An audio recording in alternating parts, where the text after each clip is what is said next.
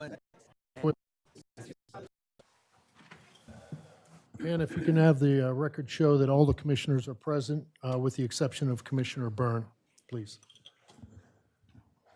I know we have a lot of correspondence due to, I believe, a number of different things that are on the agenda, and those, we can discuss those at that point in time, but they're all in everybody's packets. There are probably 20 or 30 pages of those. And again, they have to do with the things on the agenda this afternoon, this morning. If nothing else at this point, I'd like to go to public comment. Anyone of the public wishing to speak shall do so at the microphone, stating your name and address. Comments are limited to 3 minutes, and commissioners do not respond. And I know a number of you that are in the audience have probably already written things that are in the record, so there's no need for you to repeat those. But anybody who has anything that they'd like to say, please feel free.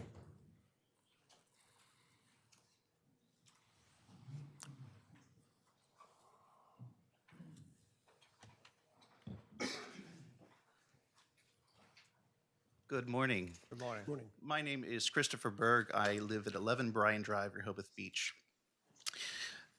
Thank you for the opportunity to address you today. As I said, my name is Chris Berg, and I'm a full-time resident of Rehoboth Beach, albeit outside the downtown city limits here. I'm here today to provide my support for the zoning request related to the newly proposed ClearSpace Theater Company. My history with ClearSpace has been quite broad, from patron, donor, and actor to even serving as a board member and board chair for a number of years. I can speak firsthand to the effect this theater has made on our community from both a cultural and economic development standpoint, but it's my hope that you've already experienced this for yourself. You've heard firsthand from many of the theater's neighbors and supporters about ClearSpace's commitment to their mission, the merit of its output, and impact it's made to our downtown businesses. The quality of life for our residents, the added enjoyment to the experience for our year-round visitors, and the education and career development opportunities it's provided countless actors and students. And I'd like to focus on the word opportunity. For benefit of the community, this opportunity would allow the organization to expand its unparalleled arts education for all ages and build upon performance quality already second to none outside of metropolitan performance venues hours away. The ability to offer this level of performance education and artistry right here in downtown Rehoboth serves to enhance the investment and pride we feel as community members, and provides an appeal and value, both tangible and intangible, to residents and would-be residents. For our downtown businesses, the theater represents a year-round demand generator, providing covers in our restaurants, occupancy at our hotel partners, and traffic in our various retail stores. The change in zoning will help retain this valuable resource for our downtown businesses and help provide the additional stability for our downtown workforce. I'm a bit too verbose to say everything I'd like to say in the allotted 3 minutes, so I'll leave you with a final few thoughts. Our city, you, have the opportunity to help provide the next number of generations the chance to experience a venue which provides educational and other programming that does not exclude age, economic class, or other demographic. You have the opportunity to build a legacy for a city that shows the commitment to the arts and education for all. I certainly appreciate your consideration for this zoning request. Thank you. Thank you. Thank you. Chris.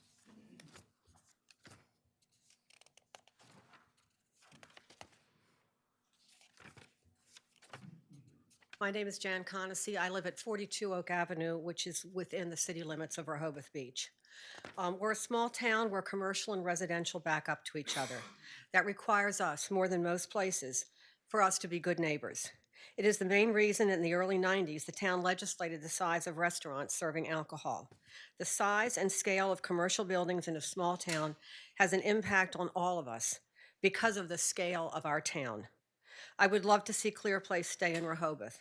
My husband and I enjoy the theater here and in other venues throughout the state.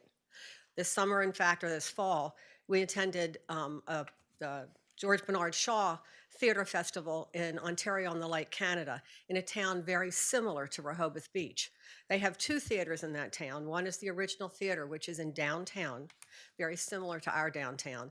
The other is a brand new theater complex, very similar to the theater complexes that the architect for ClearSpace has done, set on, as the one in Bethesda, on 16 acres of land.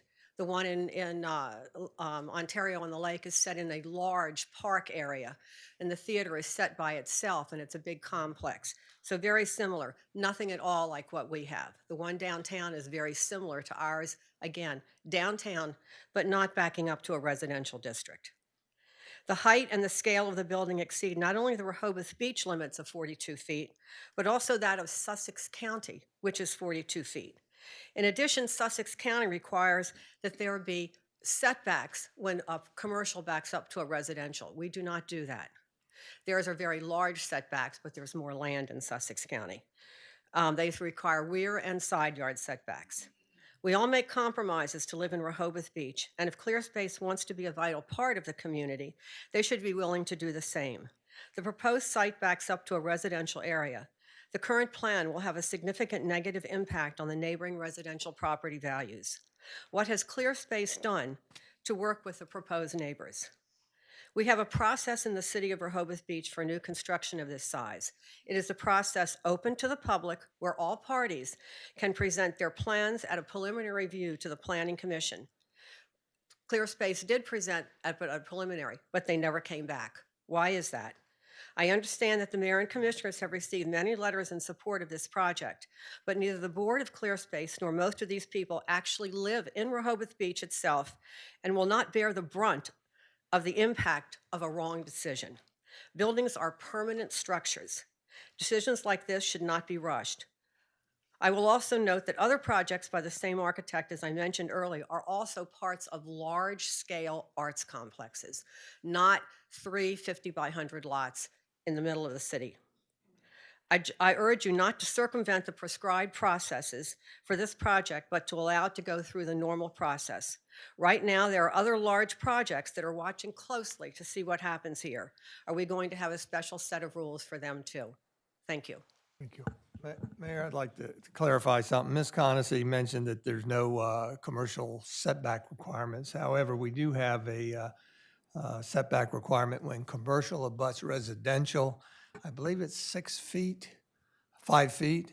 So it's minimal, but within that 5 feet, there is a requirement that there's no trash, no anything put in that area. So I just wanted to clarify whether it's a side or rear yard setback, there is some kind of setback.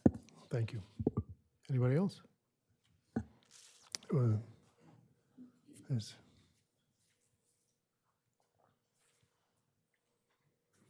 Good morning. My name is Ron Bowman. I live at 100 Sussex Street and actually live directly behind the property that ClearSpace plans to purchase and build a theater. As a public school music teacher for 33 years, I'm very happy that a performing arts center may be built so close to my home. I've stated that publicly on many occasions. In addition, I respect the quality of the productions at ClearSpace as I attend them regularly. That said, I'm still very concerned about the code violations of the proposed building. ClearSpace selected a commercially zoned property and designed a theater that is not code compliant. In November, I spoke at the Planning Committee at that meeting and expressed my concerns of the building height, parking, and other items. I gave specific recommendations and requested that ClearSpace reach out to the business and residents. 2 months later, Wesley Paulson, the executive director of ClearSpace, reached out to the owners directly behind the proposed project. We are now working toward a mutually agreeable building. The owners on Sussex are not opposed to ClearSpace as a neighbor.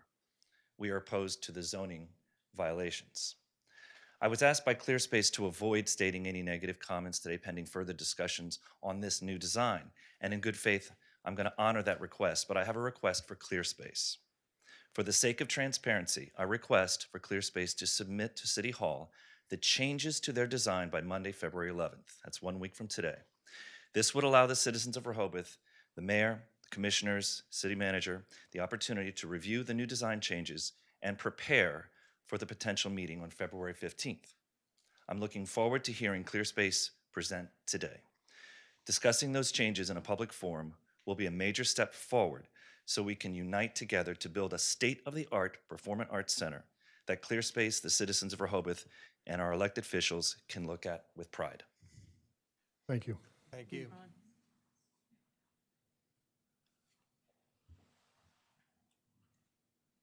Gary Glass, 105 Country Club Drive. I'd first like to direct my attention to the car parking garage. I don't see any empirical data supporting any of the discussions that we're having about the garage. I think we need to have that data to support the conclusions that are being drawn from these reports, both in the 2007 report prepared by Linda Kaufman and in the report that's before the council today.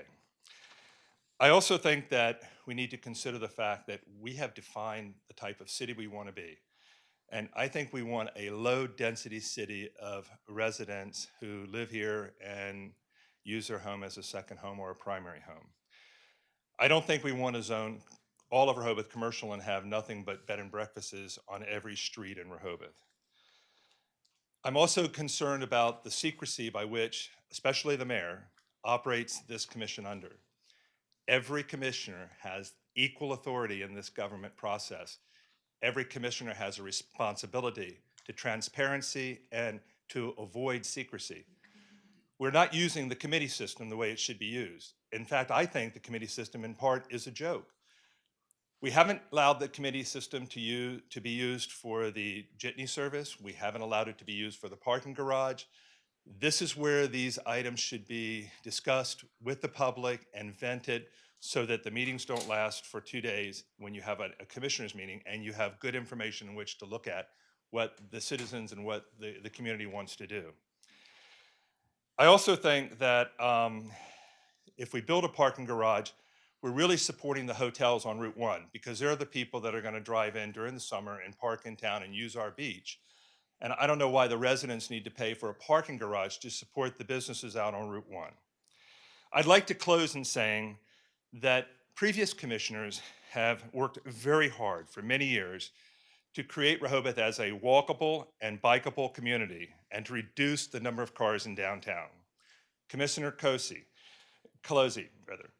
you are a leader in this effort, and it was a primary focus of your campaign and your term on the commission.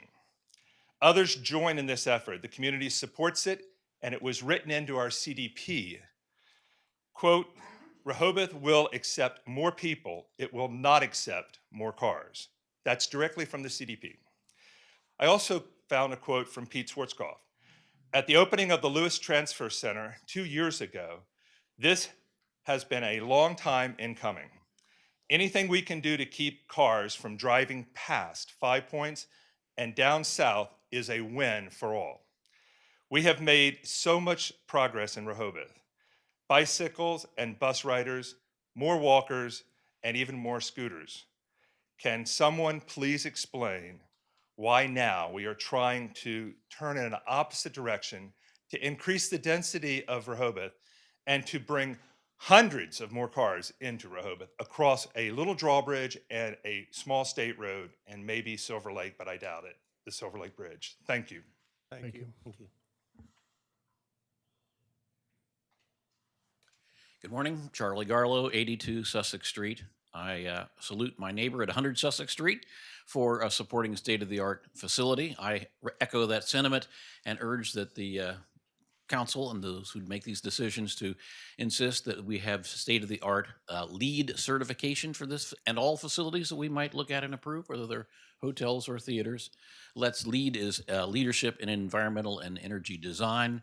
There are different levels of approval, bronze, silver, gold, platinum, getting better and better in their design that would be environmentally friendly. We should have solar panels as much as we can on all these facilities that we approve. And I thank you for the cordial welcome to me and the other citizens here in the community. Thank you, Charlie.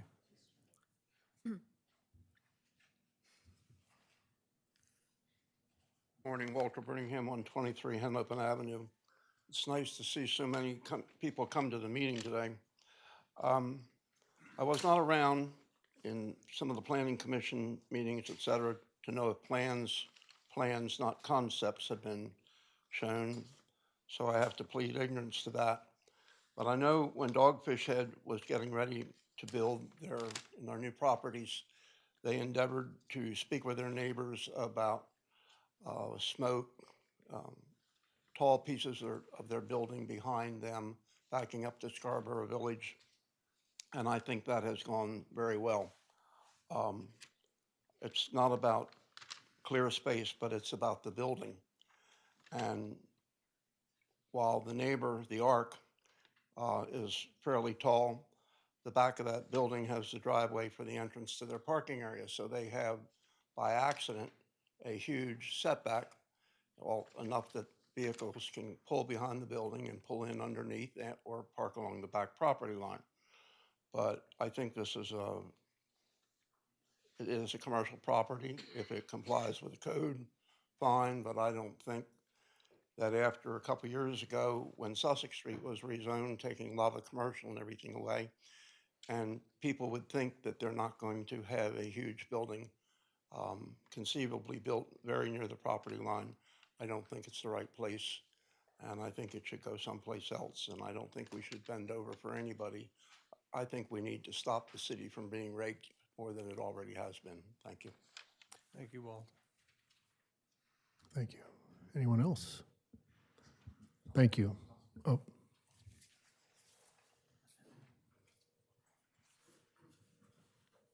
Hi, my name's Jeff Hamer. I own property at 167 Rehoboth Avenue.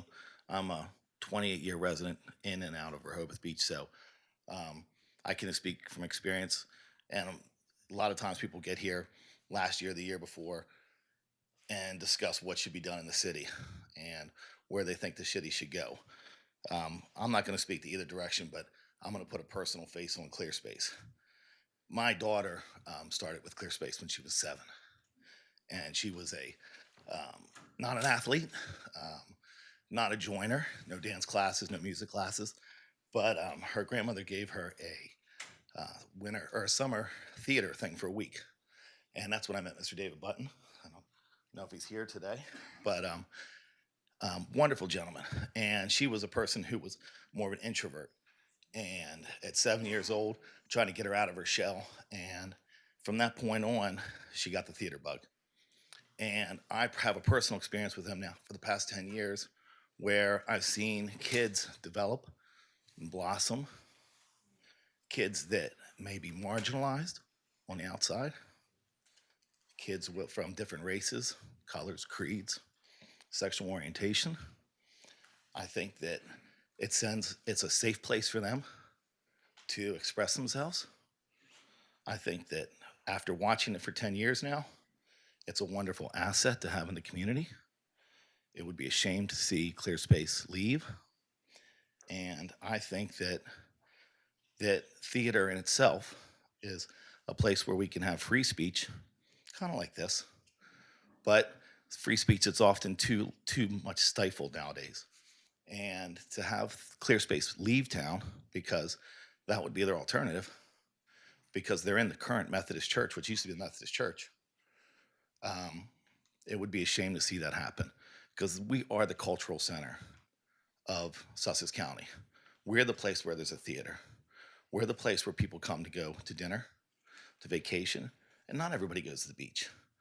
They go to our fine restaurants. They want to be entertained. And we're blessed to have ClearSpace there. We're blessed to have that as a beacon in our community. And 10 years later, my daughter is looking at very, very fine institutions in Emerson and New York City, in places where I thought a shy person would never think about going. And she is going to be a theater major. And she's been accepted to several of those schools and auditioning currently. And I thank ClearSpace for that and hope that you approve this project. Thank you. Thank you, Jeff. thank you.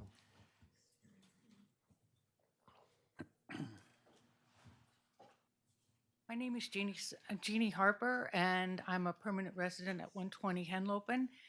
My mom was very active in the local theater, and my sister is a professional actress.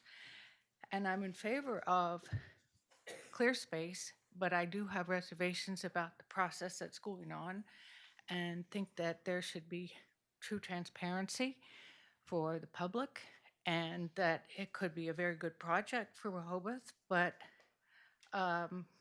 we should take particular notice into the variances, and that we should compromise. Both ClearSpace and the general public should come together and try to make a good project, and that the traffic is a problem in Rehoboth with the added volume of cars that will be coming. And I think that the project sounds very large and that maybe it could be scaled back a little bit to compromise, and with, especially with the variances on the building. Thank you. Thank you.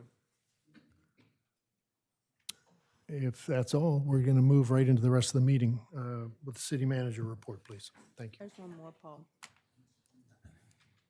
Hello, I'm Amy Warwick, and I'm a full-time Rehoboth resident. I live just outside the city limits. And as a professional in town, I work at RE/MAX, and as a person who participates in ClearSpace, growing up in town, it was always important to have strong, vital arts community. I remember back when we used to have movie theaters on Rehoboth Avenue, but those moved out to the highway. So the idea that we have this beautiful gem of a theater in town that is nonprofit and brings great culture to our area, I think is a benefit to the city on a year-round basis. They're filling 17,000 seats a year of people that want to come and see theater, and many of those shows are sold out. So we know that they can bring more people to their shows. And a lot of those residents, or a lot of people that are patrons that are coming, are they're patronizing the local restaurants and the shops. There's also summer arts camps that are great for people that are residents here, as well as the people that are vacationing here. I know a lot of people that are performers utilize the public transportation. They take the park and ride into town. We've made it work for so long in that little tiny spot on Baltimore Avenue, one of the worst streets to park on in downtown. I think the fact that you move it to the other end of Rehoboth Avenue is going to ease parking in that area, and I think it's going to be a much easier process for people to park in that section. I work at RE/MAX in that area, and there's a lot more open parking spaces that time of night in that area, and then as well as the resident parking. So I am in support of any type of variance that you have for this, that you would consider for this property. It is, nonprofit theater. They are going to have some parking available. Right now they have 0 parking available. So I believe that they should be measured on a different yardstick than, any other type of organization. The city growing up here, I feel like there are plenty of opportunities to really look at parking. That ship has sailed, so I don't think that the burden should be on, this theater to have parking that isn't there, now. So there, as I say, the benefit is that there will be parking, and I think this is a benefit to the city of Rehoboth. I hope you'll consider it. Thank you. Thank you. Amy. That now I will close it up in the city manager's report, please. Thank you. Good morning. I'd like to thank the Rehoboth Police Department, outside agencies, local law enforcement for yesterday's successful 26th polar bear plunge. Lots of people in town. It was a beautiful day, and our police department again did a wonderful job keeping everyone safe. Also, thank you to the Streets Department for their work Friday evening into Saturday morning for that small snow event that we had. Last week, I attended a beach nourishment finance meeting in Lewis. It was sponsored by DENREC's Division of Watershed Stewardship, Shoreline, and Waterway Management Section. Director of Public Works, Kevin Williams, Evan Miller, were also in attendance with me, in addition to representatives. Mr. Lawson from the county was there as well. There was an overview of historical beach nourishment assistance, funding, current beach project funding strategies, and future challenges regarding fiscal management. There were some breakout sessions, including input from all attendees regarding ideas for raising revenues and the hurdles that we'll be facing in the future. So additional sessions will be held, and I'll report back certainly to the mayor and commissioners. We also, the city sponsored important training last week put on by our Workers' Compensation Consortium, DFIT. Programs were held here and trained 12 city staff and various employees from surrounding municipalities in active shooter, stop the bleeding program, and verbal de-escalation for issues that could arise. And as you probably know, Bob Stenger retired last week from the wastewater treatment plant. His position as superintendent.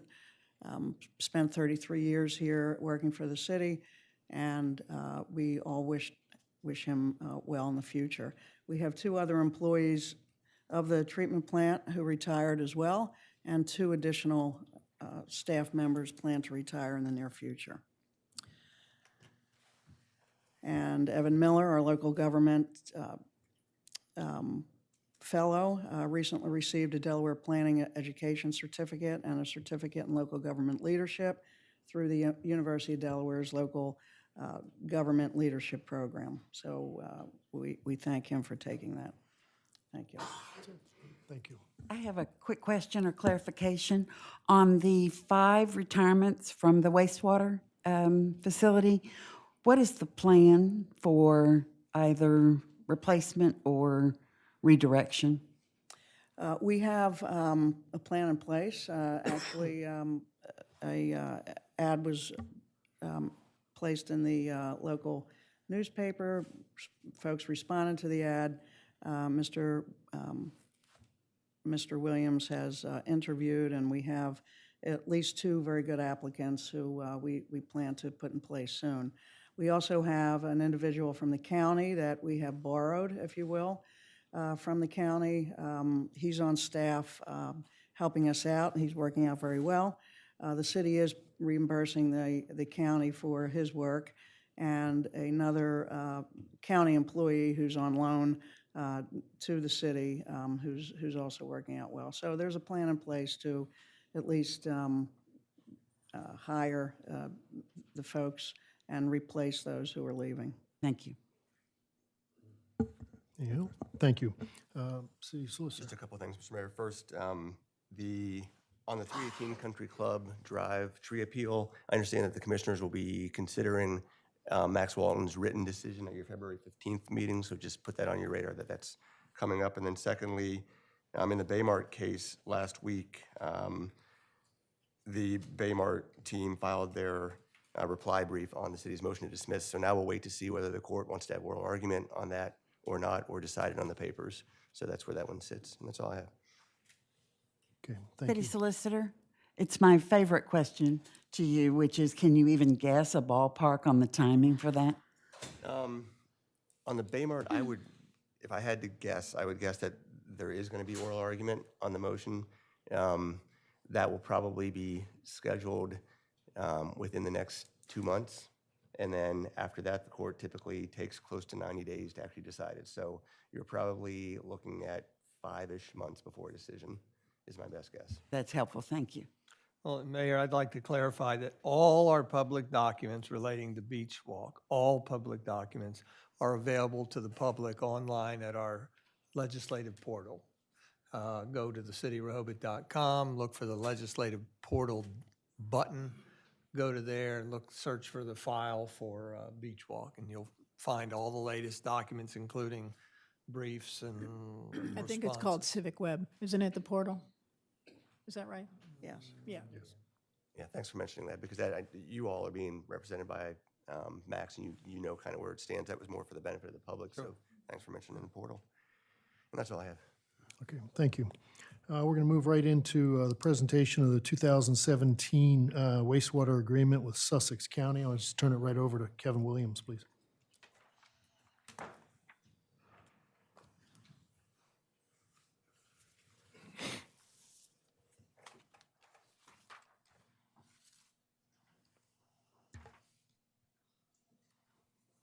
Thank you, Mayor and Commissioners. Just want to provide just kind of a high-level update or refresher to many of you as to the agreement that currently exists between the city and the county.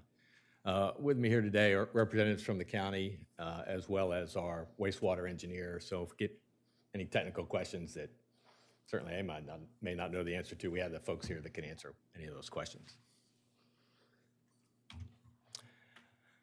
I want to take a little refresher on kind of the process. And maybe some of you saw a short clip that was done on Delmarva Now just the other day. Kind of a tour led by our wastewater superintendent, Bob Stenger. So, short clip.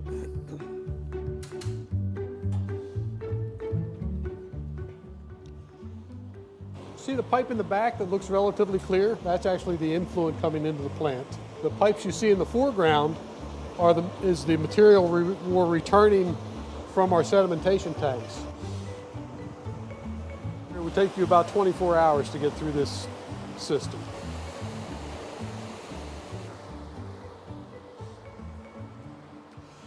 Water from the oxidation ditch is flowing into the center of this tank.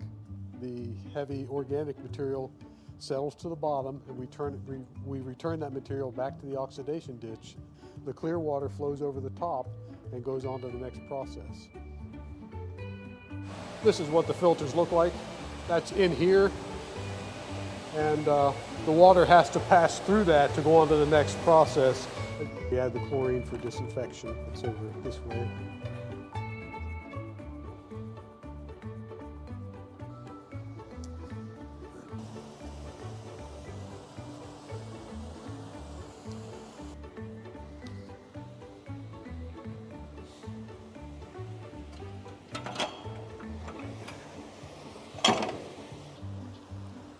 From here, it flows into a collection area, and that's where our effluent pumps are that pump the treated water to the ocean. Okay, and that's our plant in a nutshell.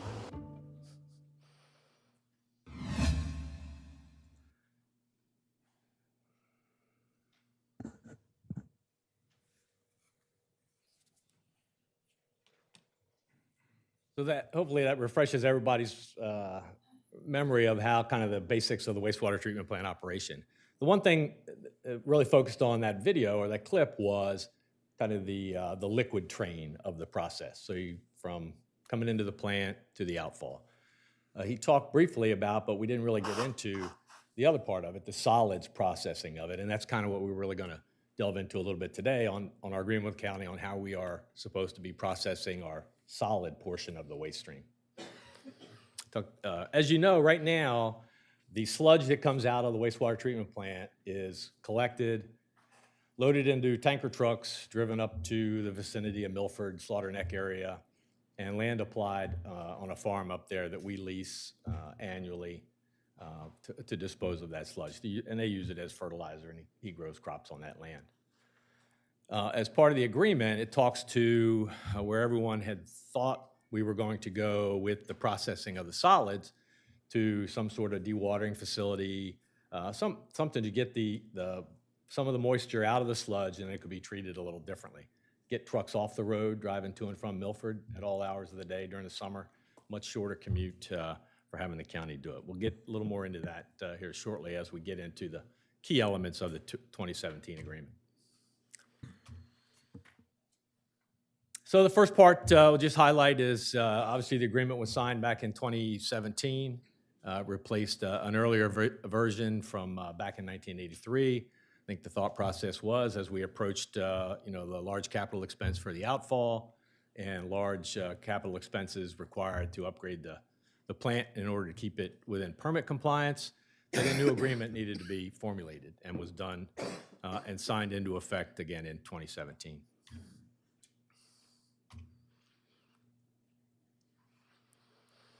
So this also included, obviously, the portion of the biosolids that we'll talk about a little bit later, but this is where kind of the city and the county agreed that it makes sense to limit costs on the city side. We can use the county facilities to dry it out, saves $5 or $6 million of capital expense for the city to construct that self-contained unit here on our plant. So get the sludge, get some of the water out, send it to the county to process it at one of their facilities that I guess is under renovation now and should be ready by the end of this year or soon this year. The next little section of it talks about a lot of the definitions, kind of insignificant for this discussion. But the next piece, we talk about the wastewater treatment plant upgrade project. And it was, as it was developed, as I understand it, back in 2016, 2017, it looked at all of the upgrades that were required for the plant to bring it back to what we would deem kind of a current, acceptable kind of condition.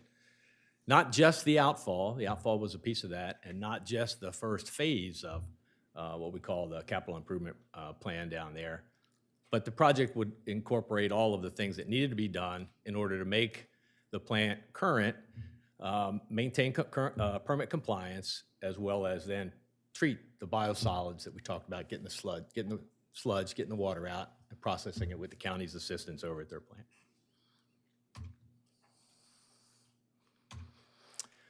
This article just talks to how we're going to get the sewage from the county. It's going to come to us in an acceptable quality that can still be treated at our plant. Our plant would maintain the capacity to treat that sewage, get it to a condition where it meets within our permit compliance regulations, and then discharge it as part of our NIPD's permit. Earlier section talked about the quality. There's a lot of things in the quality, but I want to talk just briefly about the quantity. You hear a lot of this discussion about how much the county is able to provide. This kind of set the condition that we're able to take, and they're able to provide up to 42% capacity of our plant. Another little caveat in there, in the next paragraph, I think, that talks to the maximum they could provide in any 24-hour period. But basically the rule of thumb of we reserve for the county right now 42% of our capacity.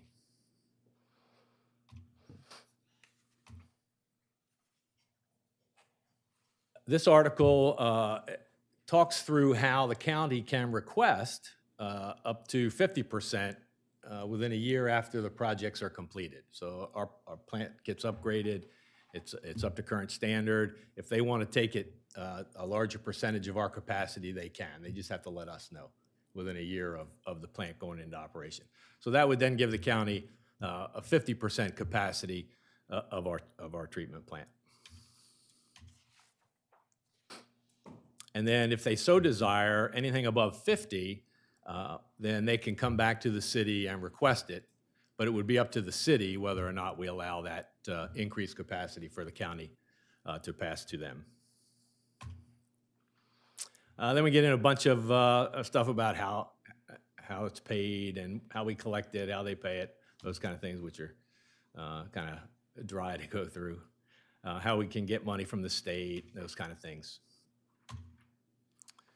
And this gets into the heart of the biosolids piece, this Article 9, where the county has agreed that they're going to take our treated waste, solid product, biosolids, and process it through their facility. Talks about an agreement that they're going to come get it, haul it back to the plant, and then charge us for that. But overall, again, it goes back to our safety with our trucks and costs associated with driving it to Milford. Should be a lot cheaper to be able to deal with it at the county level.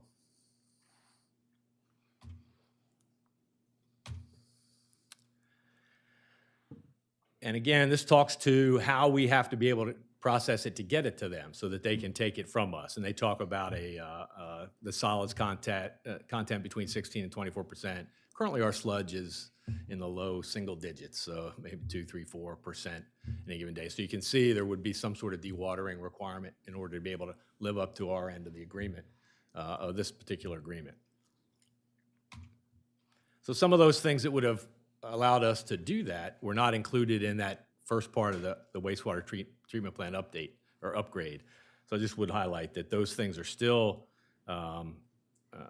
needed and required, and we're hopefully going to move forward this year with the design of those things. And again, this talk to how you calculate the tonnage and that kind of thing, all basic kind of things, and more technical things here. But I just wanted to highlight the parts with the agreement, kind of bring into everybody's mind that the idea that 42% can go to 50. They have to request if they want to do any more than that.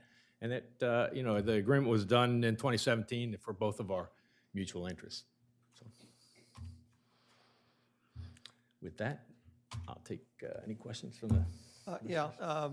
Relative to our recent discussions about transferring the wastewater treatment plant to the county, I think it's one of the major topics that came up in front of us and reiterated time and again by our constituents was the concept of control of the outflow pipe.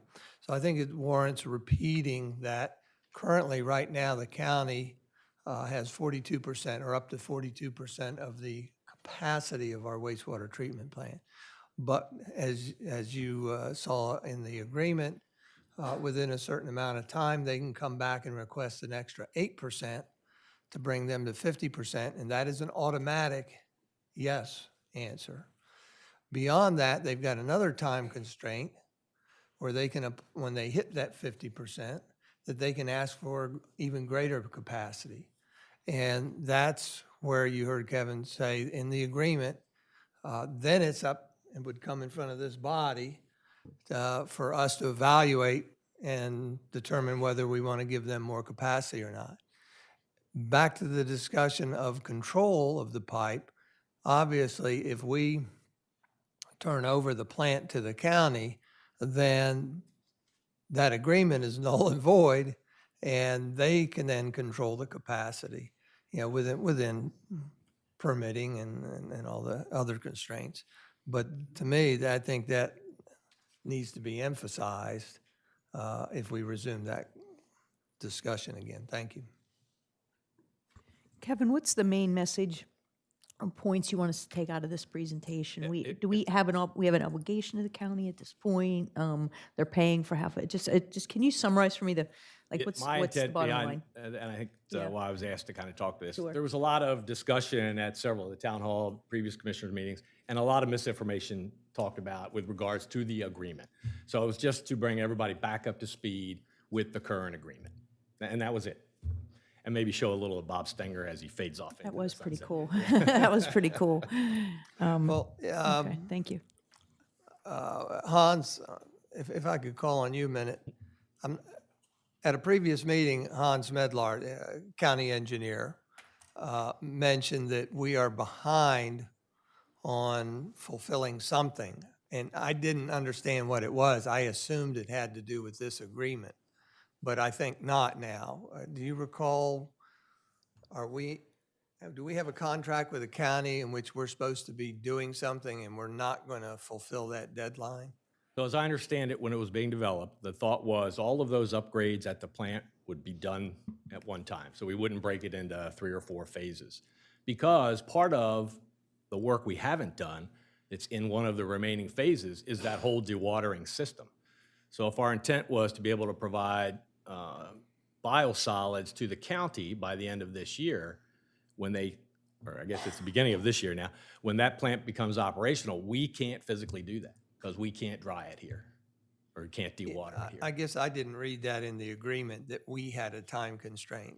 I read it as the county will notify us when they are ready to receive it, period. That, again, I don't recall it saying, and at that time, we must provide them product.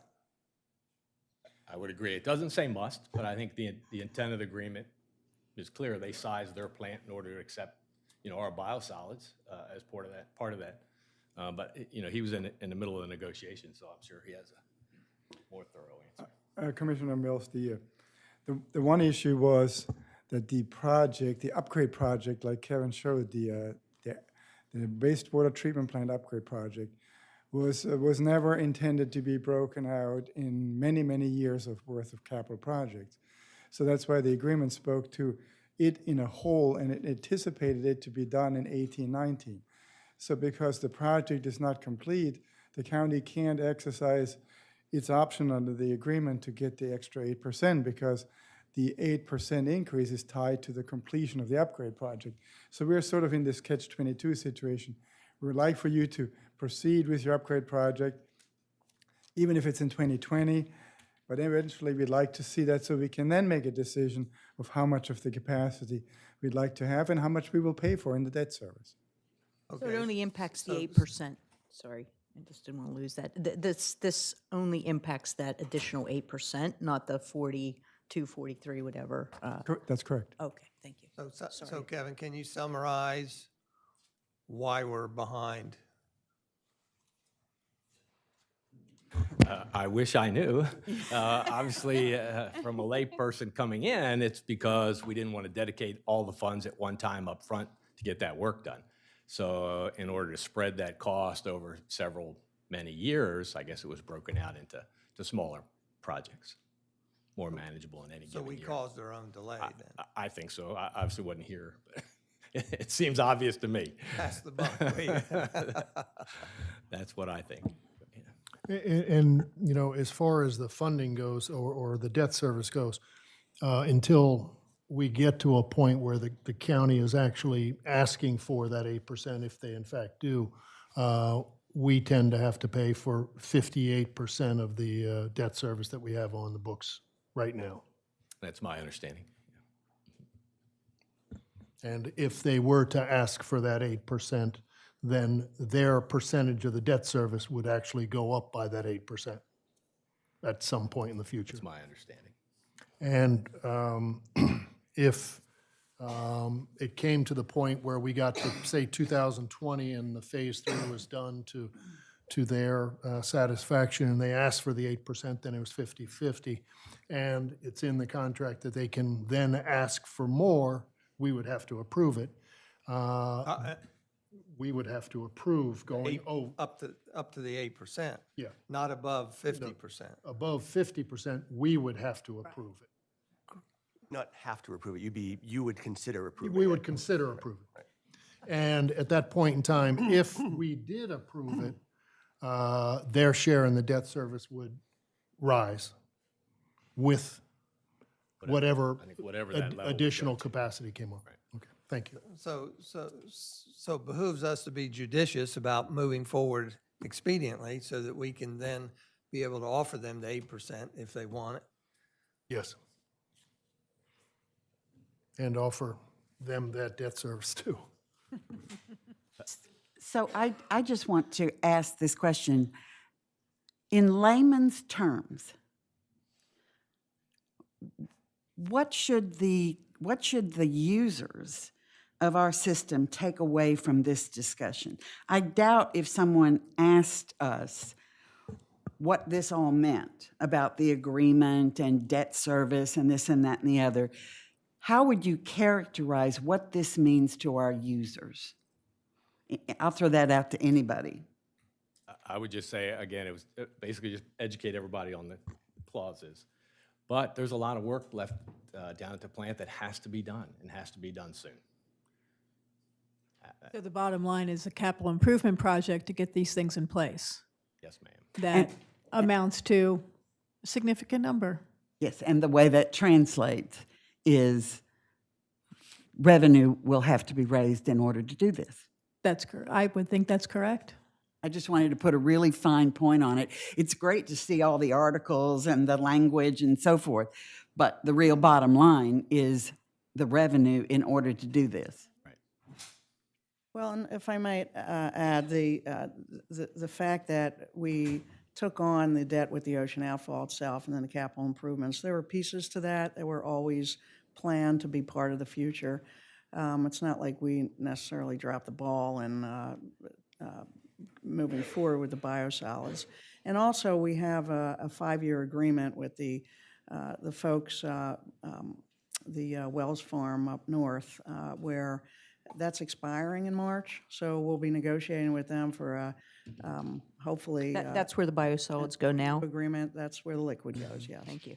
Or the liquid, sorry. Yeah. So we're doing that soon, and that, of course, remains to be seen where we are with that.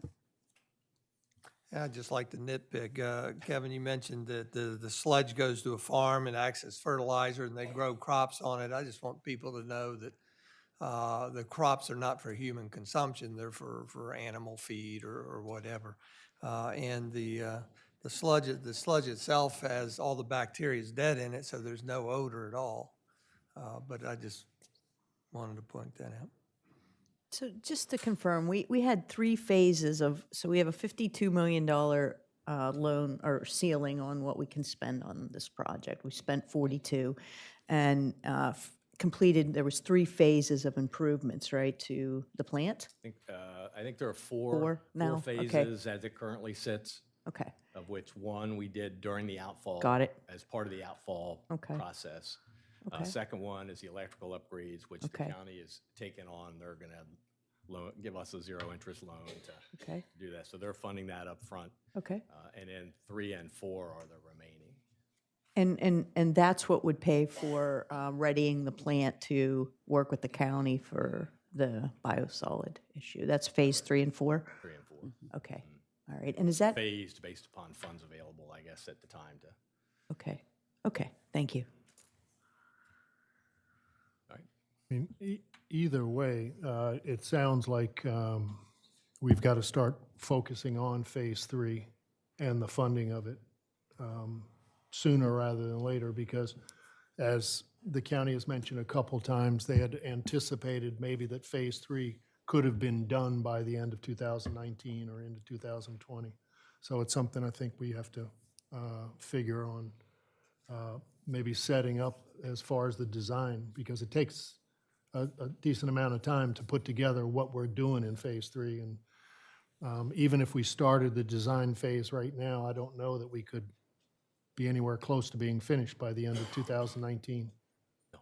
Or maybe even 2020. We won't have the design finished by the end of 2019. Okay. Thank you, Kevin. Jeff, did you want to speak to any of the future plans here? I guess just one statement. I was part of the team that was helping to negotiate and put together that agreement. And the one thing that we were concerned about is we wanted to keep the county at 42% of flow until we made the improvements to the wastewater treatment plant because of the NPDES permit we received when we built the outfall. And so we were concerned about that, so we put a statement in there saying that you can't go above 42% until we have done that, because we were concerned about maybe we would have trouble meeting permit with the condition of the facility down there. So we inserted that in there to protect the city, to be able to put the brakes on that until we had that facility upgrade done. And that included, of course, the biosolids project, but also the process improvements and bringing that facility back up to a state-of-the-art facility versus its condition as it is right now. That's about it. So the timeframe put in here for asking for that extra 8% is after the first year, but before the second year. So that was self-imposed Correct. We put that in there. based on our anticipation of having the upgrades done within a 2-year timeframe. Yes, and one of the reasons for the delay is that the prices for the ocean outfall came in higher than we had projected. We really didn't have as many bidders as we had thought we were going to have, and also because of some weather requirements and time of year we had to do it in the winter. The prices rose, and so we did the $52.5 million. Was not enough to do the ocean outfall and the complete treatment project improvements. So we had to stop and make a decision and think about how we wanted to break those into phases such that potentially we could get it all done. What's the total cost now? I know it was originally 52, now it's. Yeah, I think what is it? there's approximately a $23 million project left to be completed. Above the 52? Above the 42 that we Above the spent. 42, okay, gotcha. That's phase 3 and 4. Yes, No. So would you say 20 what, 20? 23. It's approximate, but that's what the budget costs are. About 14K short, 14 million short. And would you characterize all of these projected improvements as must-haves or nice-to-haves? Is there any breakdown of that? Because some of the comments that were made on January 5th were that some of these may be optional. Didn't sound to me like that was really the case. I don't believe so. I think that it's a facility that has to run 24 hours a day, and it's been running for 30 years straight. It's time to do rehabilitation of the entire facility. You know, can you get away with not replacing a roof right now? Maybe, but we might put a bunch of equipment in there and then have a leak, and then we'll have other issues. So it's things like that. Can we? Yeah, you could pick through little things of it, but it's better to, in my opinion, to do it all at once, because we'll get a lower cost from the contractor, and we'll have less city administration costs too if we do it once. If we do it 2 or 3 times, it's going to cost much more. Thank you. Well, the way I interpret this as an automatic allowance of the extra 8% when they ask for it, I interpret that as obligatory, that we have to get this done, and we should be doing it We have on a to get it timely done basis. in order for them to even ask. Right. And I would only add really that regards to the biosolids facility, that it was going to come online in 2018, 2019. At that time, we developed this amendment. You know, we were really working hand in hand, and I would say it was a good faith effort. We didn't have to put the word must in there at the time, that, you know, the city was going to go ahead and do that. They were saving $5 million or so on their own biosolids facility. So while it doesn't say must, it was kind of working in good faith. If I may add to that. The county has issued the contract, and the contract's well underway in anticipation of the capacity. Very good. Thank you, Hans. So have we started on any of this work to prepare, or you just simply don't have the funding, right? Or we don't, it's not a question probably for you, it's more for Kevin and Sharon.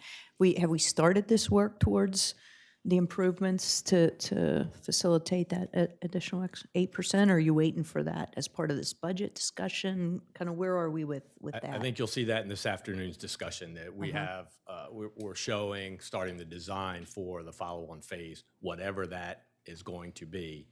We have to define the scope, and then we'll get into that based upon a couple of things that we'll probably talk about this afternoon. So the items brought forward from GHD, our consulting engineer, identify what's in the budget for, that you'll see this afternoon. Because we need to start, obviously, moving on that. So just out of curiosity, we had a contingency fund that was, I think, put in place in 2009, where we started increasing the wastewater rates for everybody who we service. And I understand, you know, it increased 10%, 20%, 30%, 50%. And that money, you know, according to the meeting notes that I read from 2009, you know, that was to go into a contingency fund to offset some of these costs. So has that money already been spent, or is that available? It was about, I think it accrued to about $4 million since 2009. Has that money been spent? Is there still a contingency fund? I'm just kind of thinking this this thing through holistically and wondering where we are with that. That was the surcharge. The surcharge, yeah, And yep. a lot of that, probably 75% or so of that has been spent on design work and engineering. But not this design work, for some not other this, design but work. the design work of what we've been doing over the last 10 years for the project. So is there anything left, just, you know, as we're teeing up for this afternoon, is there anything left in that contingency fund? I think the Just out of last curiosity. number I saw was somewhere around $1 million or something A little like over that. $1 million. But also recall that we had some issues in the past couple of years with some malfunction and roof collapse. And so, you know, those emergency repairs, some of that money was used also. But there is about $1 million left in that fund still? A little over $1 million, yeah. Okay, I know we'll get more into that this afternoon. I just wanted to clarify that, but none of that money's available for this design is the bottom line. I think it could be. It could be. Okay, all right, thank you. Anything else from you? All right, thank you, Kevin. Thank you, Jeff. Thank you, Hans. Thank you for the county for coming, Todd. Yeah, thank you very much, Todd and Gina. Commissioner Sharp. Good morning, everyone. I wanted to spend a little bit of time today talking about the Mayor's Advisory Committee on Trees. It's been a pleasure working with the group, and some of the information you're going to see today is information you've seen before, and some of it might be new to you, and I hope it's all valuable because trees are one of our most valuable assets here in the city of Rehoboth Beach. Our mission statement is really embedded in the first 3 words of this slide, and that's to preserve and grow our community forest of Rehoboth Beach. Both are challenging, and we'll talk a little bit more as I move along. The committee members, there are 10 of us, and not to slight the name of Liz Lingo, our city arborist, she's not listed on the group, but we have 2 commissioners, we have 8 members. We have Liz Lingo, who guides us, gives us feedback and creative thinking. What's interesting about this group for me in working with everyone is we have representatives from the north side of town, south side of town, Schoolview, folks who live in townhomes or condominiums. So it's been we also have 2 members that are part of the Planning Commission. So what's great about this multifaceted group is all the different perspectives they bring to our discussions. The abundance of trees distinguishes our unique wooded seaside character, and it sets us apart from so many other coastal communities. That's part of our CDP language that I hope is brought over to the new CDP. And for many of us, we attended a talk a few years ago by Ed McMahon. Can I see a show of hands at folks who know that name? I thought this was one of his more thoughtful, especially for our committee, sayings that when people say, oh, what a beautiful town, what they're really saying is, oh, what beautiful trees. And so maybe as we go along, I can convince you, if I need to, that really is true. Back in the spring and summer of last year, for many of us, you may remember, we did an online tree survey, and I won't go through all of it, but some of the important things are, we got a great response of over 400 responses, with a third living year-round in our city. I think we got very high scores on all the things that people pretty much agree on, that aesthetically pleasing neighborhoods are important to us. We want to see more trees planted. And one of the things that I think is interesting is the percent of folks who would like to see more on the streets than on private property has a little bit of a disparity. Mature trees are really a top concern, and we'll talk a little bit more about that. And it is always nice to see support from folks who say we would like to see more money allocated to tree initiatives in our city. So in addition to the online survey, we also did some community outreach. Many members of the committee attended the Country Club Estates property owners meeting in September of 2018 and the Rehoboth Beach Homeowners Association fall meeting in October. And we chose to go to these events because we could talk face to face with the residents of Rehoboth and get their real off the record, so to speak, discussions. So of all the information on the previous page that's all very positive, one of the things that came out in some of our discussions was that people really want trees, but sometimes they want them on their neighbor's property and not their property. So that was an interesting discussion because we talked about, well, if you play that out all over town, at some point you've reached a critical mass with that particular philosophy. But it's always enlightening how our residents see their role in benefiting the entire city. So you might wonder what is happening on a daily basis. There's a lot of numbers right here on this slide. However, what I think is pretty simple to see is that of the 886 tree removals that happened on private property from 2016 to 2018, there was only there were only 387 replacement trees. That's kind of stunning to me, with an average of losing 24 trees every month. So our committee, we kind of stopped and took that in, and we'll talk a little bit more about where we're going to go with that in a bit. The good news, I think, and I believe, since I'm speaking on behalf of the committee, trees on city property faring better. 2016, 2017, 110 trees were replanted. For every 3 we're removing, 2.6. For every tree we're removing, 2.6 are being planted, which gives us quite a bit of good news with how many trees we are able to reinstate when one has to come down on public property.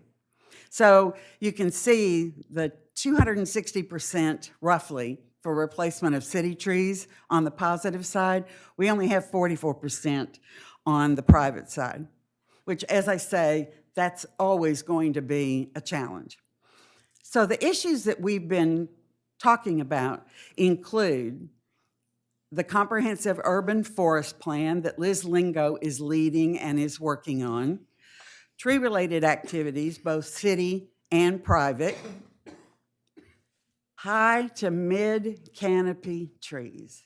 That's really going to be a hard nut to crack as we go forward, because what we're talking about here are really our mature trees in Rehoboth. Education and evaluating success measures. So you might wonder, well, why am I talking about all this? One of the epiphanies that our group had was, as we talked about our situation, we started to focus on the infrastructure that we have here in Rehoboth.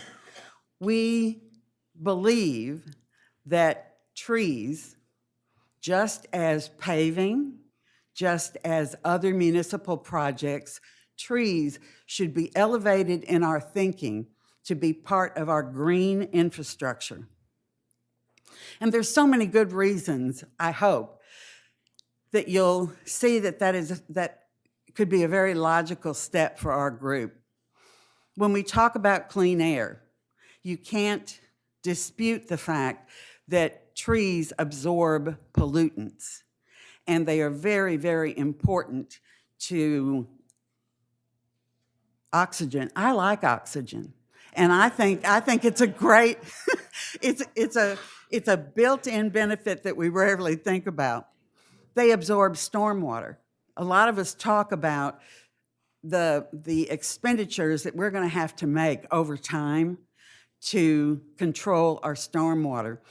So especially in the first bullet, you see the filtration rate resulting in 60% reduction in stormwater runoff that could be entering our lakes and our ocean.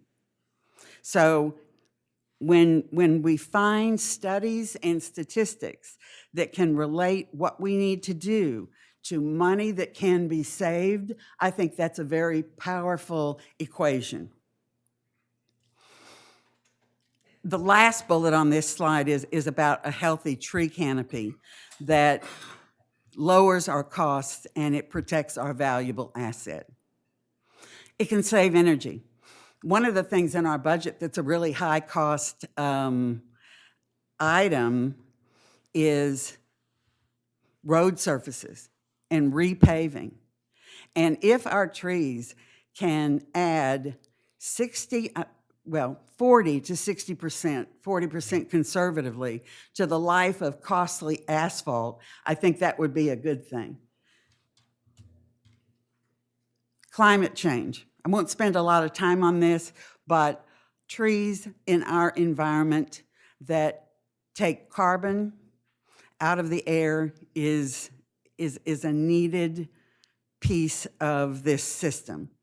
And the bullet on the fourth bullet at the bottom, trees like especially our large live oaks, which sometimes are hard for people to plant in the size of lots that we have here in Rehoboth. Those are one of the most important trees that can help us not only with carbon, but with providing habitat that's very necessary. Calming traffic. I think everyone in Rehoboth would like to have very, very calm traffic. And studies have shown that on tree-lined streets, people slow down. They have a tendency to creates a physical impact on us and a barrier between streets, sidewalks, and keeping our pedestrians safe and our bicyclers, et cetera. I think that was a very, very good thing to draw out, that in our CDP, having our city be walkable, having our city be bikeable, very important to our character. This is one of the most important slides to me, and I think to our committee as well, of how our trees support business. I think it makes very good common sense that when you have a business community that's on tree-lined streets, people linger, they shop longer than at businesses possibly. There might be some businesses in close proximity to us that are not on tree-lined streets.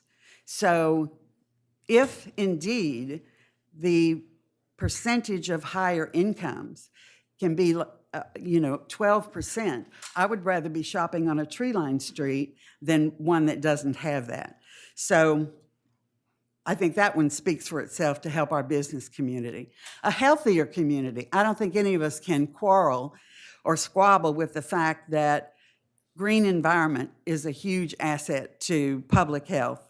And I like the third bullet particularly. Studies have shown that planting 10 street trees on a block can make us feel 7 years younger.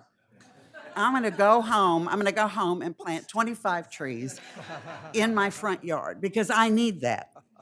But I think it's a very powerful, powerful piece of information of having a healthy and happy community. And speaking of the value of this asset, I talked a little bit in the beginning about this is such an important asset to our community. It leaves an impression, and I can honestly attest to that. When I first discovered Rehoboth Beach, I was astounded by the feel and the look, the visual impact of our city. Not to mention an increase in our property values. An individual's property can be increased by 6 to 11%, and if an entire street is lined with trees, possibly a 25% increase. The last bullet on this page I thought was something we can't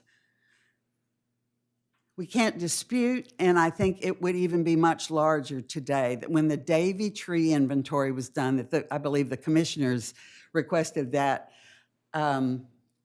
the value of our city's public trees was over $2 million, and that was back in 2010.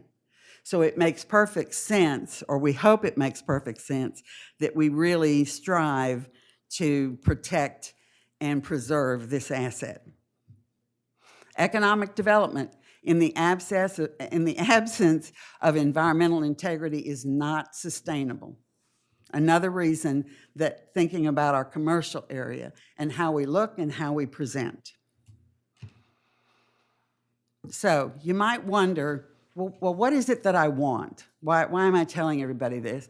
I'm going to turn my attention to the commissioners, because as we think about what is the win-win, trees appreciate in value over time. They reduce costs of other infrastructure. They add economic vitality to our city, and they can help and sustain tourism. So what our group wants is for us to have a serious conversation or serious support for going from a green infrastructure, from a gray infrastructure to a green infrastructure. So you may ask yourself, well, how do we do that? what we want at the present time is to take one simple step. And that step is for our city manager, director of public works, all the commissioners, as we look at projects, city projects that involve roads, that involve sidewalks, whatever they may be, if there are trees that are in that particular project, we start to look at them proactively. We don't look at them as an afterthought. They are part of our planning for the project. We need to evaluate whether or not certain preservation techniques, even if they cost a few dollars, is money well spent. So what I'm really asking for today is for the commissioners to weigh in if the process improvement, and that's how I really think about it, that this would be a process improvement to be worked out with the city manager, with the public works director, with the assistance of Liz Lingo, and with the support of the commissioners, that as we go forward, we incorporate how we deal with city trees in a different fashion that we have done previously.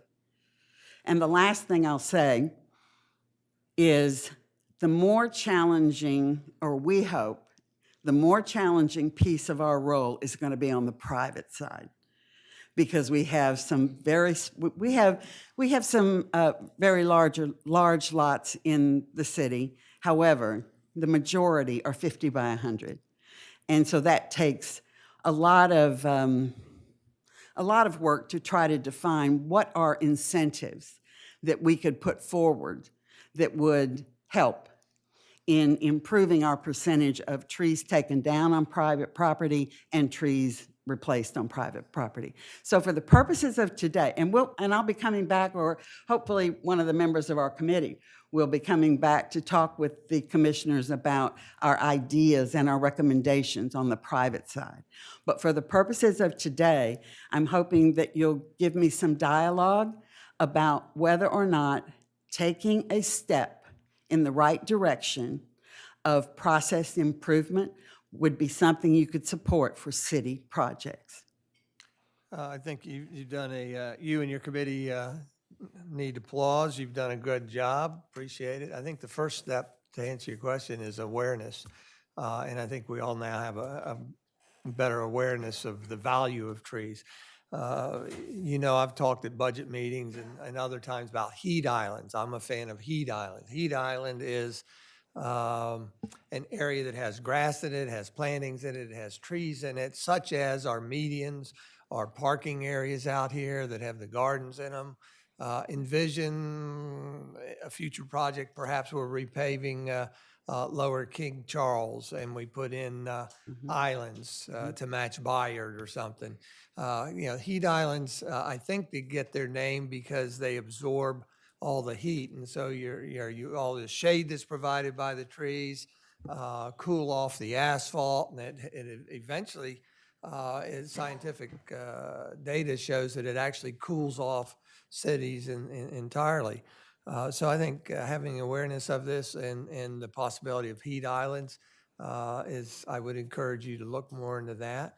We did file for a heat island grant in partnership with the Delaware Horticulture Society, I believe, a dozen years ago. We did get the grant, but we did a preliminary design for the senior center parking lot. What's that called? Christian Street, Martin's Lawn parking area there that had bigger islands, bigger grass areas, bigger trees. So I'm certainly all in favor of this, especially starting with government lands and what we do. Thank you. I definitely agree. And, one of the things I have to say is when we did the Lake Avenue project, I was very disappointed with the quality or small trees that were planted on Lake Avenue. And as we move forward with the next phase of Lake Avenue, I hope that can be rectified. I do know that the island that is across from the Italian Garden is going to be updated or upgraded, and we need to really pay attention to what we can put there. Perhaps, start to look at the oak trees and so forth. But your committee has done a really wonderful job, and yeah, we really need to look at it as infrastructure. I totally agree with that. And as far as the heat islands, I'm also a fan and think that, I don't know if it's your committee, perhaps, but we should continue to look for grants that could perhaps help us out. Particularly, King Charles is a good example where we could really look at taking that gray infrastructure to a more green infrastructure. So, congratulations on a great report. Thank you. So I just want to put a fine point on it, that as we move forward, we want to begin working with the city manager and Kevin Williams and Liz Lingo to put a process together so that we no longer have any examples where we just by oversight did not take into account trees on any city project. And I don't think I'm hearing any objection to that, but I see some nodding heads, and I'm going to take that as a yes and stop talking. Thank you. Thank you very much, Tony. That was very nice. And thank your committee too, please. I will. Thank you. Commissioner Mills.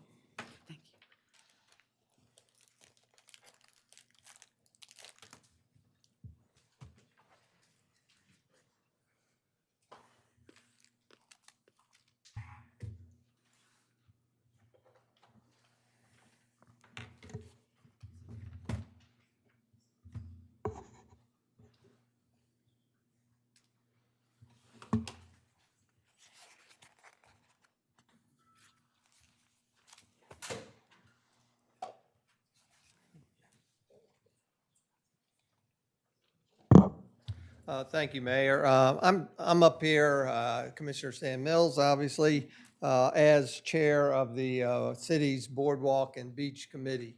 What is this? Norton. Letting you know that Norton's happy. Boardwalk and Beach Committee's been active for about a year. We've taken on probably 12.5 serious topics that we've gotten solicitation from the mayor, commissioners, and the public on what topics to take a look at. Our committee is comprised of 9 other awesome individuals besides me that all live in town. The composition is that most of the members live throughout different places in the town. They use the beach in different areas. Two of them live on the boardwalk, one in the north, one in the south. 2 of them have businesses on the boardwalk, one in the north, one in the south. And we've got 3 topics today. Now, these reports are actually embedded in your agendas, so you can go again to that legislative portal online and take a look at the full report. So really, I'm just trying to do a very brief overview of these, not complete at all. So you trying to whet your appetite perhaps so that you'll go back and read the full report. Bicycles comes up every so often. We've talked already about painted bicycle lanes on the boardwalk, and we've just favored that, and there's some other things that we've talked about. But we've got wind through the Street and Transportation Committee that's very active in bicyclists, and that they have been looking at different topics, or they might be in the future looking at certain topics. So we took some of those topics or anticipated topics and looked at them in the perspective of the beach and the boardwalk. As far as the bicycle report in front of us, one of our topics was the consideration of bicycle mapping. You know, there are 2 types of maps now. There's a bicycle-friendly street guide, as you see on the screen, that's developed by the city of Rehoboth Beach. And one of the things on there that we took a look at was routing of bicycles. In particular, the thought came up, will these maps ever show routing of bicycles directly onto the boardwalk? That was a big question. As you can see here on the city map, there is no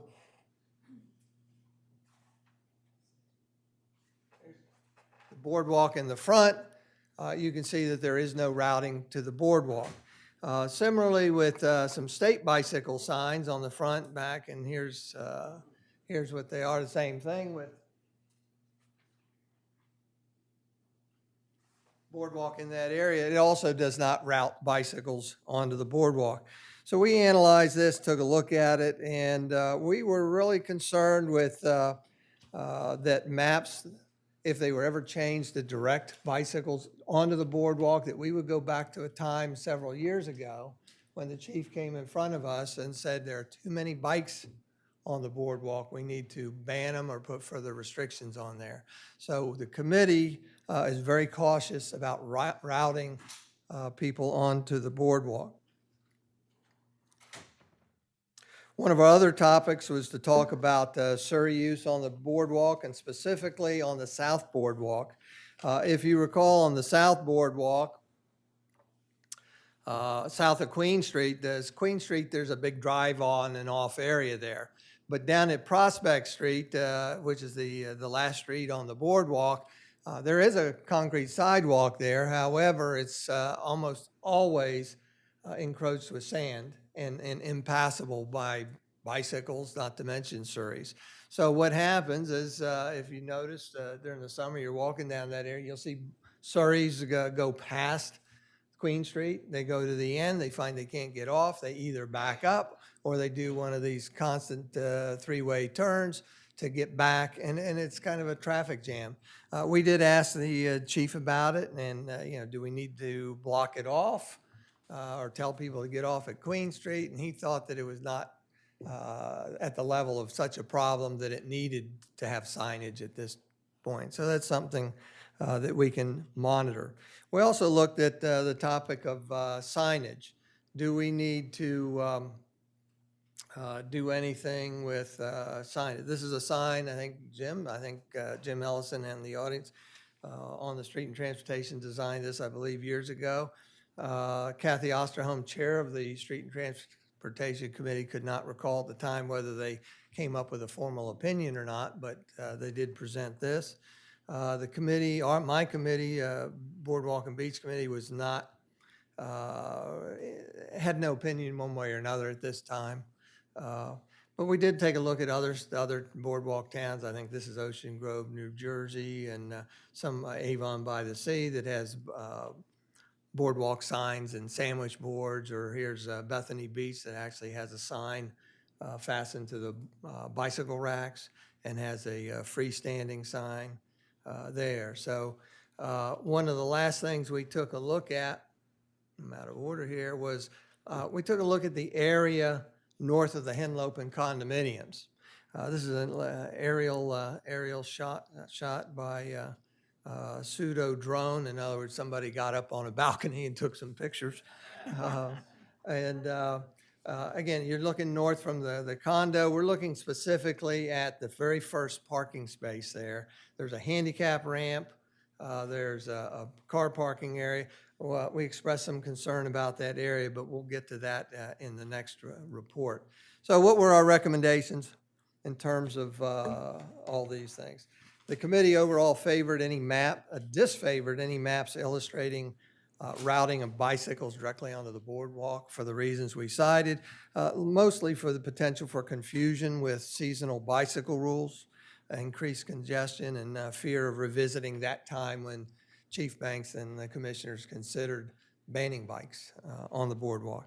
We also, the committee also disfavors more signage generally, broadly on the boardwalk, with the exception that we thought that bicycle sign rules on the bicycle racks might be something that could be considered. So again, the full report with all the maps is online. I do want to share with you that in looking at this area north of the boardwalk, the Streets and Transportation Committee met subsequent to our meeting in November. This is a report back from November. It's the first time we're able to get on the agenda this time. But the Street and Transportation Committee has looked specifically at this area up there and come up with some recommendations for signage in the street and how to direct people, separate from mapping on the brochures. And that's something that they've passed on to us, and we will, next time we meet, which won't be until March, we'll take that up and take a look at it and see if we have any extra comments also. So again, it's important to know that the Street and Transportation Committee is doing their own thing, but they're on kind of a different timeline than we are. So we're going to move on to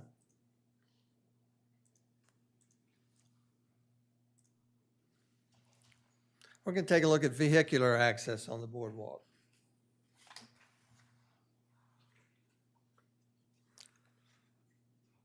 Over the past year or so, we got a lot of reports on visuals from commissioners, from members of the public, that there was a concern about the north end of the boardwalk being used as a vehicular access.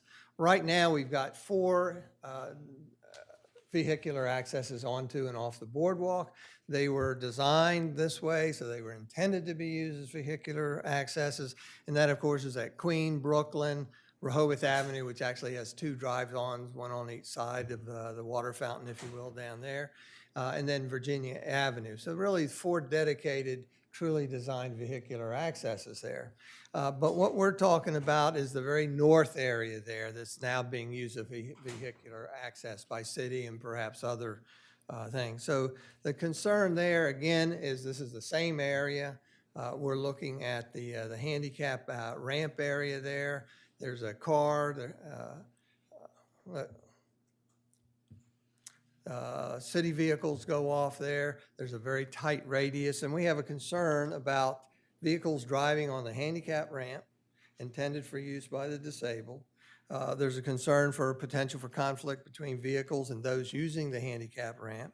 There's a concern that the constricted travel lane there, which was not intended to be a travel lane, could cause people to either hit the overhang or to hit a car or to hit the building. And if you go up there, you'll see black scrape marks on the building that we don't know who did them, but obviously kind of validates our concern.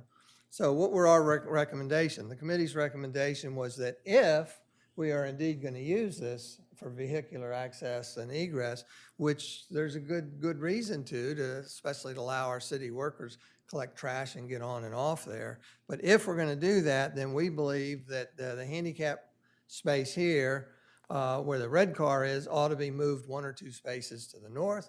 The handicap ramp moved commensurately, it's the same amount next to that up there, and then a true drive-on entry installed in that area that it is segregated from that handicap ramp to allow for safety. And then at the same time, we say, well, if you're going to do that, then let's perhaps consider bicycle egress and access issues and how they can be made better. And maybe we need to widen the sidewalk there and change the configuration of parking, et cetera. So again, the full report is embedded in your agenda. And we'll go to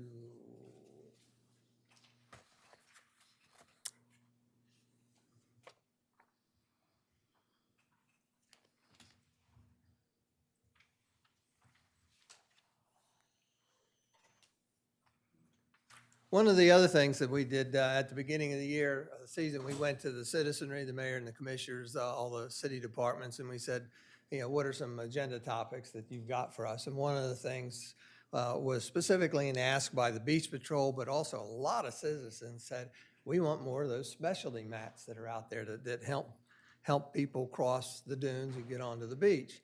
And in fact, some members of the public offered to pay for some until they found out what the cost was. And then they also specified their favorite dune crossing and said, we'd like one here at Queen or here or at Delaware or here, et cetera. So I just wanted to go through a quick history of some of this and then tell you what the recommendations of the committee was. Moby Mat is one brand. There's 2 brands of manufacturers that we know of today. Moby Mat, I think, is the original brand. Here you can see, you're probably all familiar with them, the leading down to the beach. Here's some of my friends on ADA, National ADA Day, utilizing the mats. And by the way, these mats are used very often, and Kevin indicated that it gets a lot of calls asking for more and more mats to be put up on the beach. Now, here's the competitor. I don't remember. Access mat right here. I think this is Fenwick Island or something. It looked cheaper to me, but I think one of our recommendations is going to be let's do a trial and let's compare them. Using the wayfinding signage on the boardwalk, we've got essentially 2 handicap Moby Mat areas. Those are at Maryland Avenue and Laurel area. They were originally designed dune crossings to be ADA compliant. The ADA compliant meaning they had to have a certain cross slope, a minimum cross slope. They couldn't be too steep. They had to have level landing areas every so many feet. They had to have railings and things like that. And then when we got the word of these Moby Mats, we started putting them on those ADA compliant ones and even got greater accessibility, especially for those in heavy wheelchairs. You know, these wheelchairs, a lot of the friends that are in them, they don't have the upper body strength to use a beach wheel. You know, the beach wheels that we give out for free with the big wheels, you have to have upper body strength to be able to strap yourself in and not fall over. So that's why these things, to me, are just such a fantastic new thing that Rehoboth Beach offers, because these are 200-pound wheelchairs, and they can get people down onto the beach itself. So we've got these locations here. There's a partial mat, I think, at Queen Street, but there's the Laurel Avenue handicap one. The next one north is Delaware Avenue, Baltimore Avenue opposite the Beach Patrol, another handicap one at Maryland Avenue, and then a handicap or a regular standard one at Grenoble Place. So again, you know what they look like, but I wanted to give you a flavor, especially the commissioners, a flavor of what the original philosophy for these were. These, we got grant from Department of Natural Resources, and they helped us finance the first ones, and then we liked them so much, we went back, but unfortunately, so did all the other beach towns, and I think we exhausted DNREC, and they said, no more grants at this time. But anyhow, the original philosophy was, of course, to get the disabled, to make it easier to get down to the toe of the dune. Toe of the dune meaning where that fence line starts there. The philosophy was not just to get the disabled down there, but to give them a wider section. These travel lanes or mats are 5 foot wide. The sitting mat, I call it, is 6 feet wide.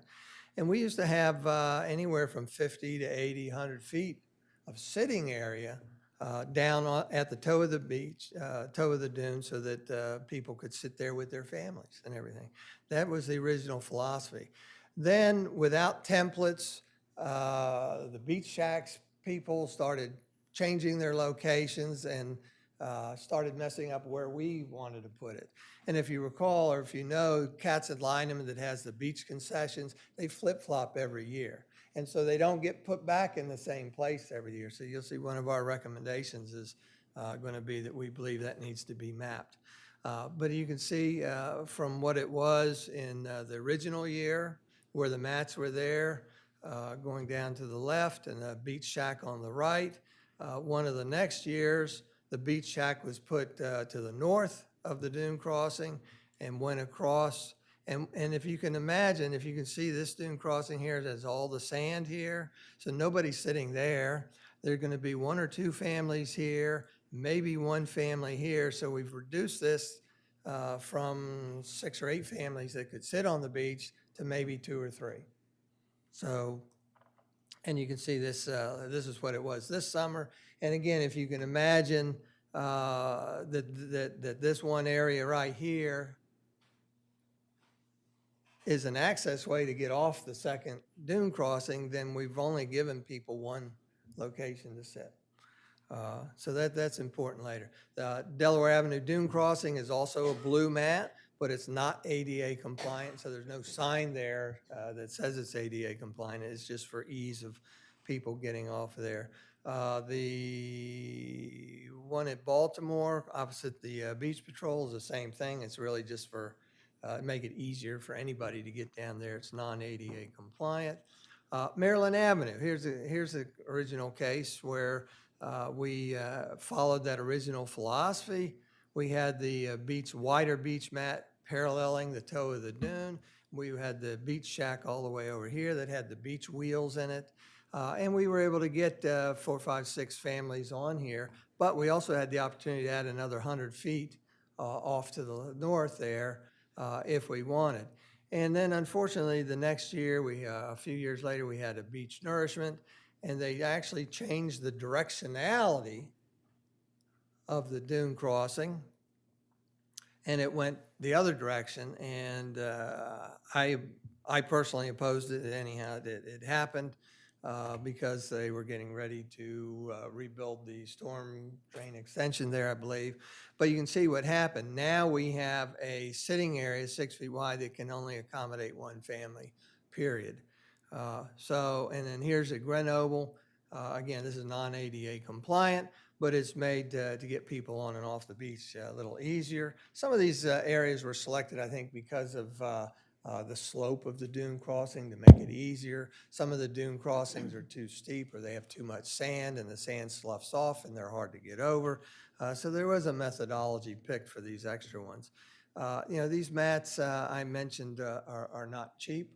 They're over $140 a foot, which for a 50-foot mat puts it at around $7,000. But not just the expense of it, there's labor involved in these things. You don't just put them down and come back at the end of summertime. This is, I think, Belmar, New Jersey, the first place I saw them. And they do this kind of thing. Now, gotta understand, or I want you to understand, New Jersey, a lot of their beaches are infinitely longer than what we have.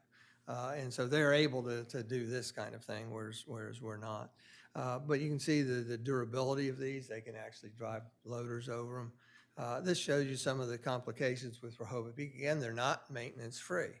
They take maintenance. They get sand on them that needs to be cleaned off. They fall into the sand. You can see on this front edge here that it's actually sloughed off, and if a wheelchair paralleled that, it would actually turn over. So we've got to periodically go over there and clean these up.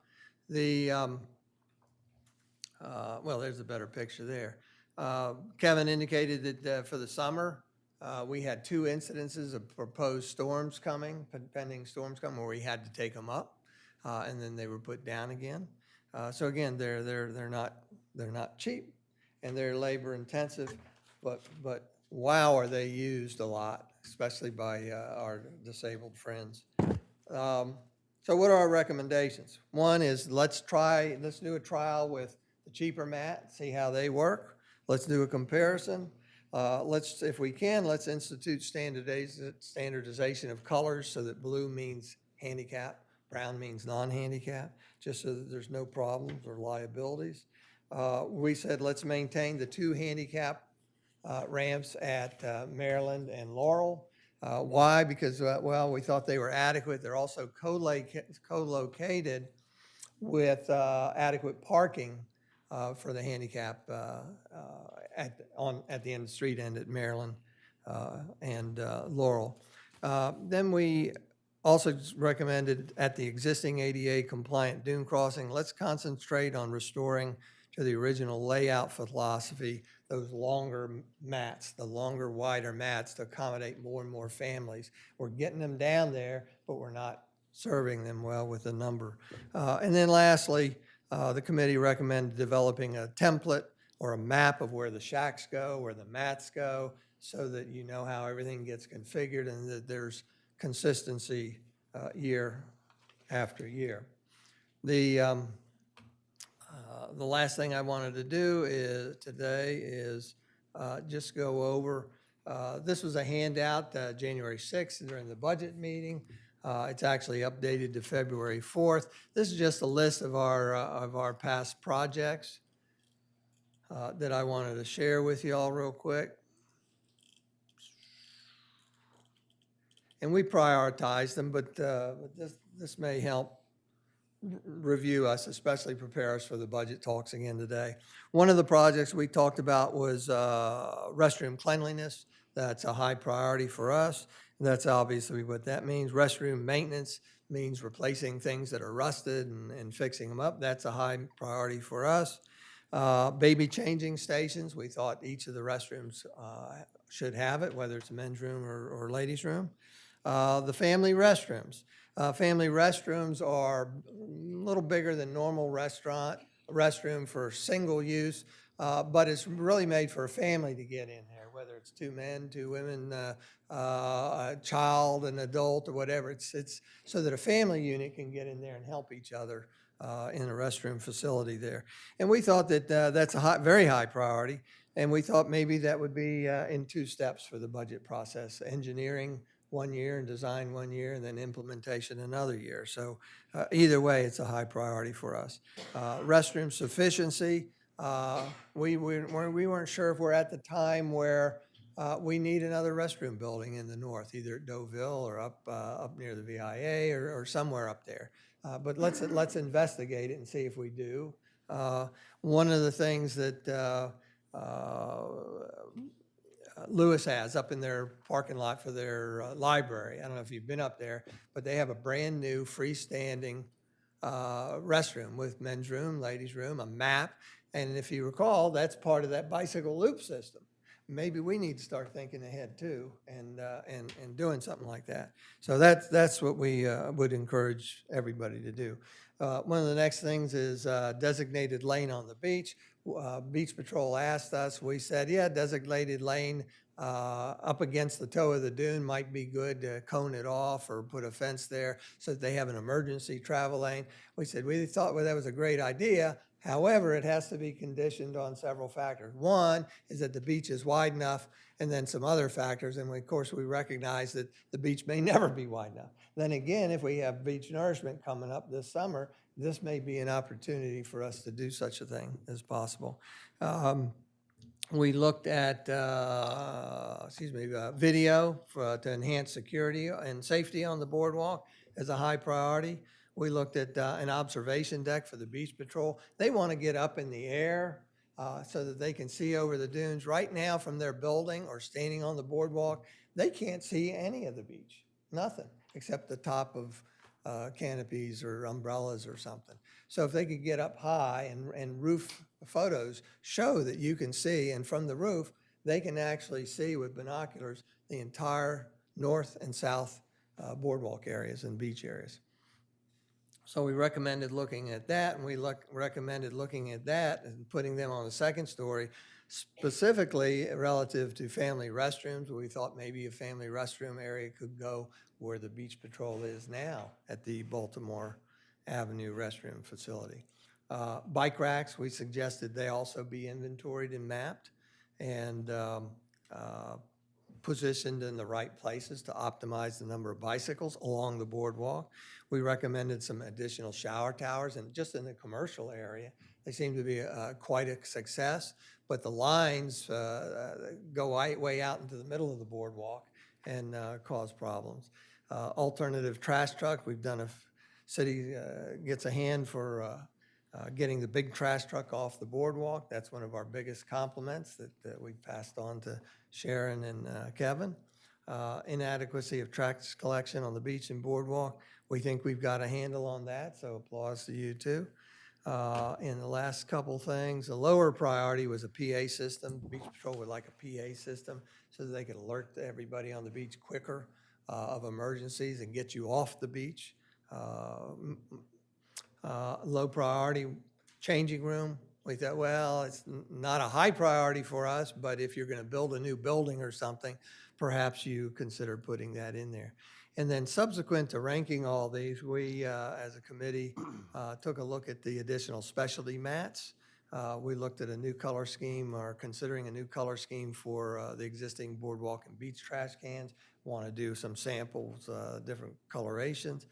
We talked about video marketing of Rehoboth Beach, focusing on the boardwalk and other city areas. and reconfiguration of the existing handicap parking space and associated handicap ramp at the north end of the boardwalk. So that's it in a nutshell. Nutshell. Nutshell. It's a big nutshell. Stan. Nutshell. Oh, I could go on. No, If no, you- no, no, no, no, no, no. Stan, no. Stan, Yeah. just out of clarification, on the mats that are quite popular. So the mats, yeah. Yes, I got a little bit lost. Are we going to have additional locations for them this season or not? I think that's a question to post at the budget Okay. meeting, because I think they had 9,000 in there, and I'm not sure whether it's still in there, but I don't know whether that is for additional locations or if it's for additional lengths of sitting area mats, which is always our focus. Anything else? Any questions? Yeah, I have a question. So your high priority in your final tally, are they ranked or are they just listed? We found that it was, we could probably go back and rank them somewhat, but we found it was very difficult to go 1, 2, 3, 4, 5. You know, if you look at them, everyone, and especially everyone in the high priority area, are almost all safety related. You know, I mean, I can tell you my personal feeling, which I will wait and do during the budget session, but anything else? That's it. Thank you. All right, thank you. I would suggest, I spoke with Senator Lopez last week, and he said he can find a lot of money for mats. But so I'd suggest you get in touch with him, and maybe, I'm sure there's some kind of forms we may have to fill out, but he had volunteered a decent amount of money for Moby mats or whatever mats you have. Right. So that may be something you want to take. Sounds good. Thank you very much. Thank you, Stan. Thank you, Stan. Okay, we're going to move right into new business, which is kind of actually old business, which is present information regarding Greyhound event and request to rent the convention center for 2019.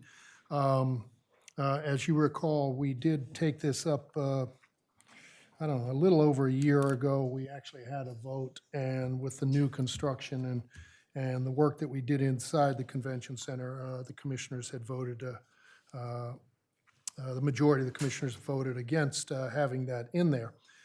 It was brought up again, but there was not a consensus to take it much further. Commissioner Schlosser is asked to put it on the agenda again to discuss it, and I'm hoping with some new information. And I'll turn it over to Commissioner Schlosser. Yeah, actually, this is a request from the Greyhound organization. Gail, if you want to come up and give your presentation with information for the commissioners for us to consider, where we want to go forward with this. So thank you and your organization for coming today. My name is Gail Riss. I'm the president of the Delaware Greyhound Adoption Group, Greyhound Pet Adoptions Delaware.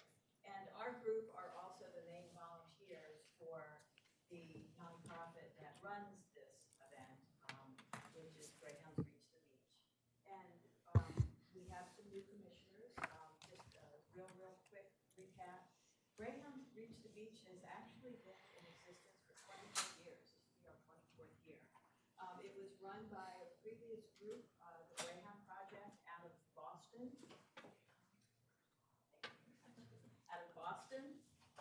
And in 2007, there was a tremendous nor'easter. Everything blew down. It was intense, which it had been up to that point. And it was just too hard for them to run the event from so far away with the outside event location.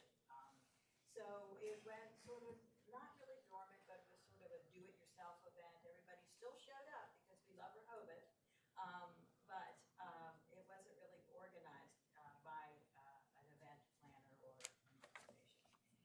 5 years ago, Greyhounds Reach the Beach, the auspices for it was transferred legally from the Greyhound Project, and another nonprofit who had been running Greyhound events successfully for 14 years took over the event management.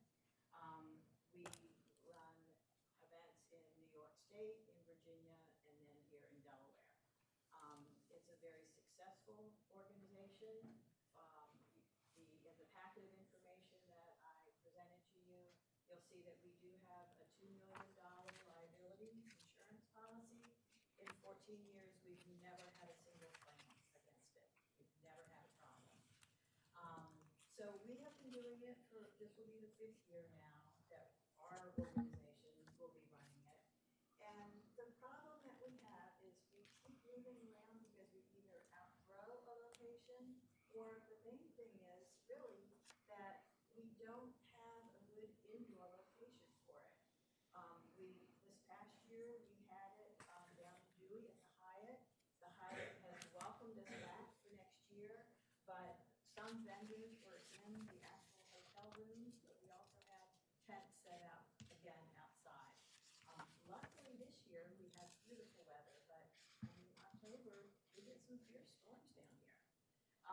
So that is the main reason that we just think that the convention center would be absolutely perfect for us. We could have everything in one place.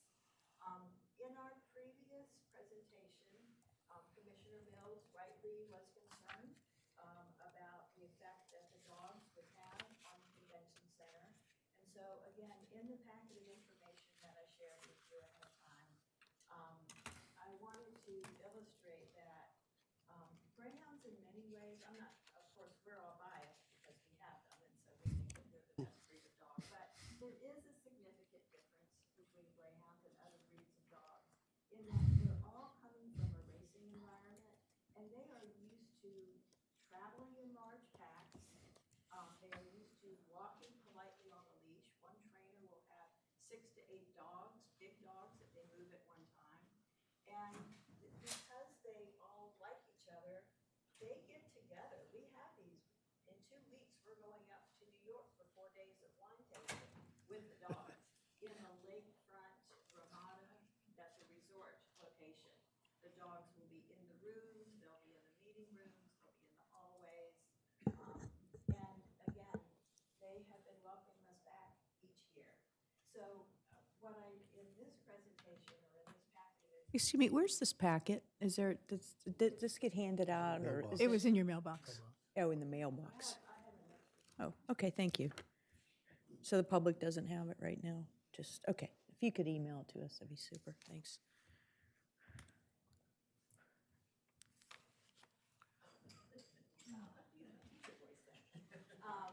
So in this packet of information, there are a lot of pictures and testimonials in here from wineries that we've been to where the floors are either hardwood floors or they have carpeting.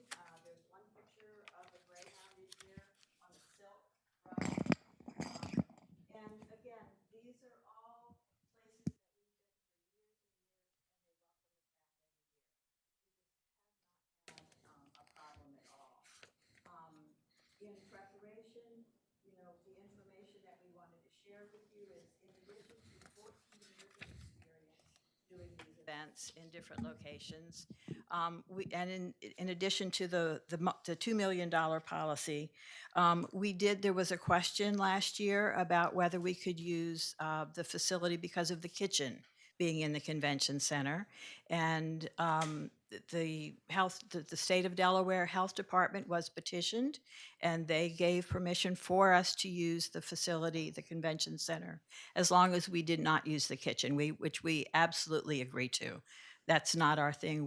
We're not in the food preparation business, so we didn't intend to do that anyway.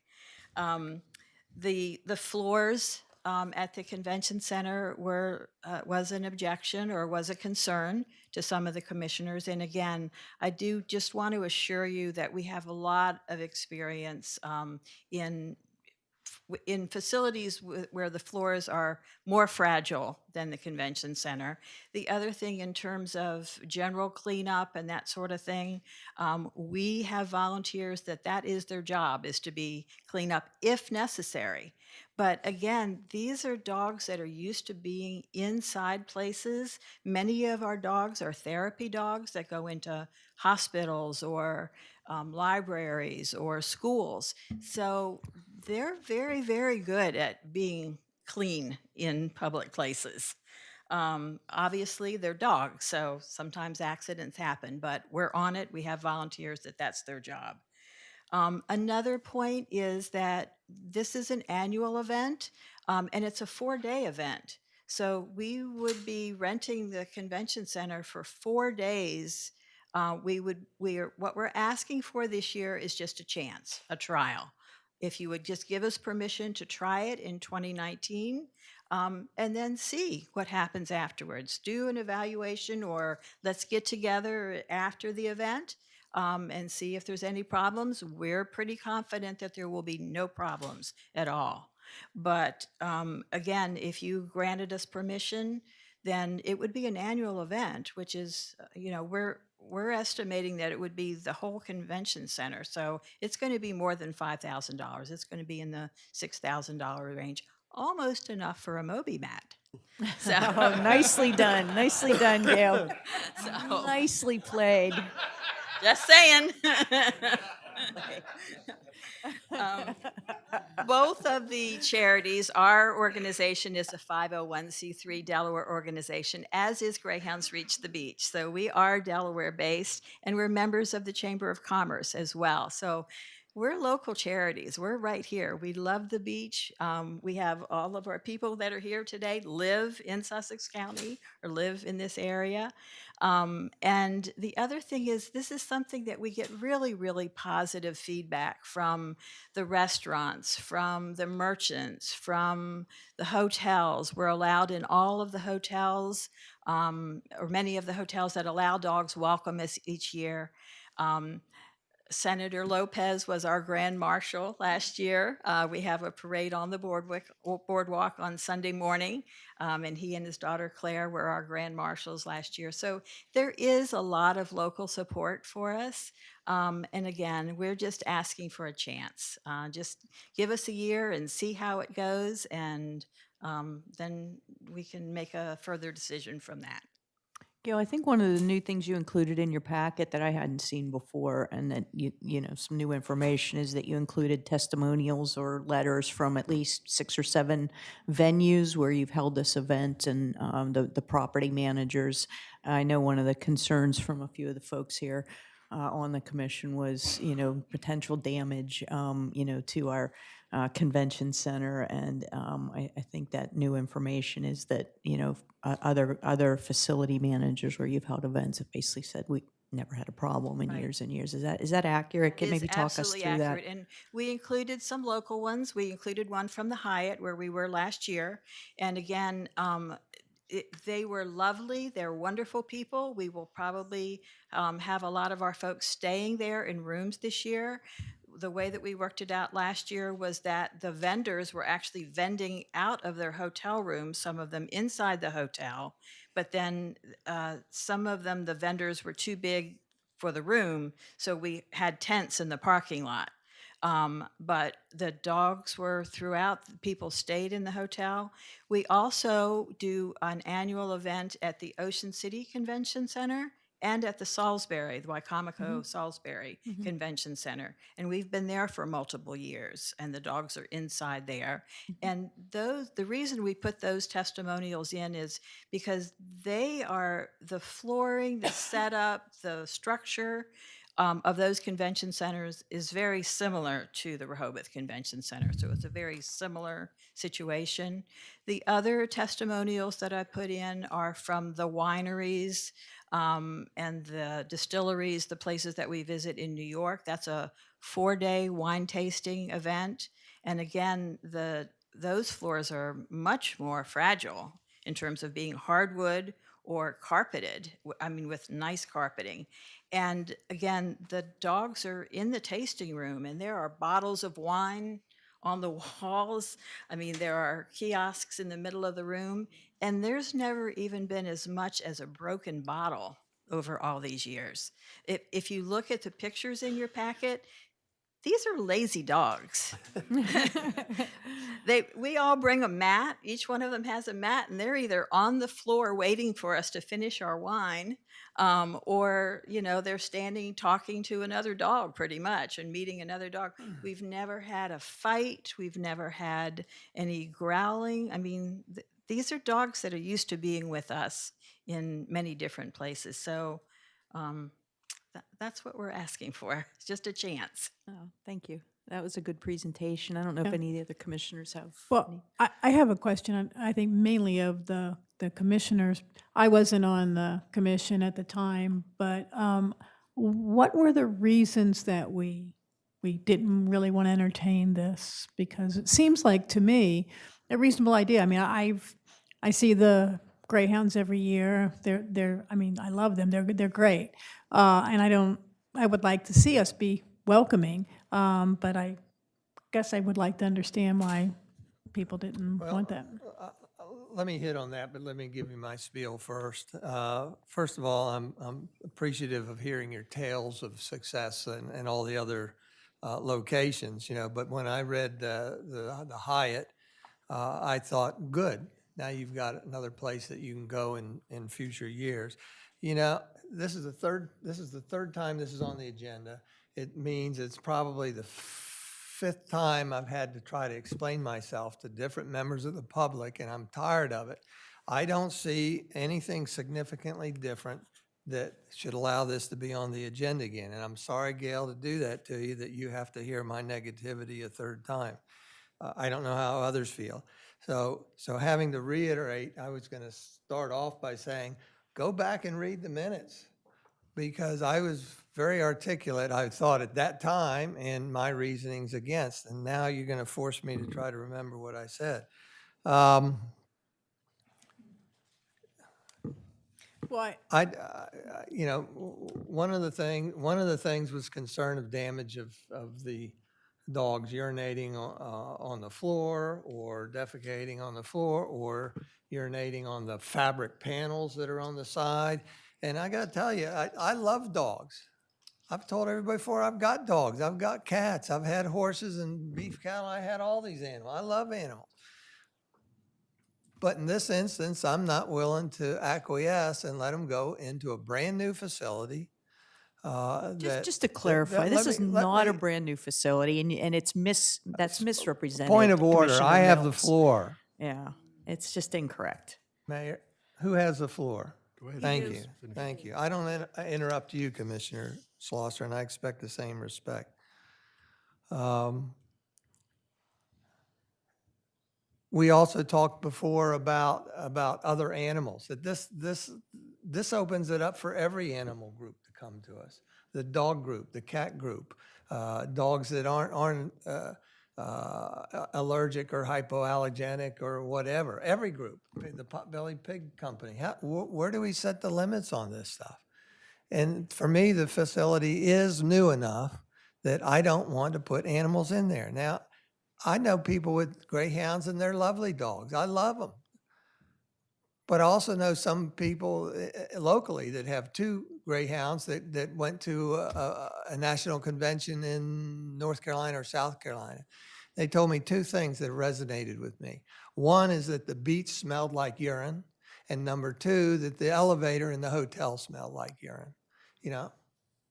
Maybe he's lying to me. I don't know. I don't know what to believe.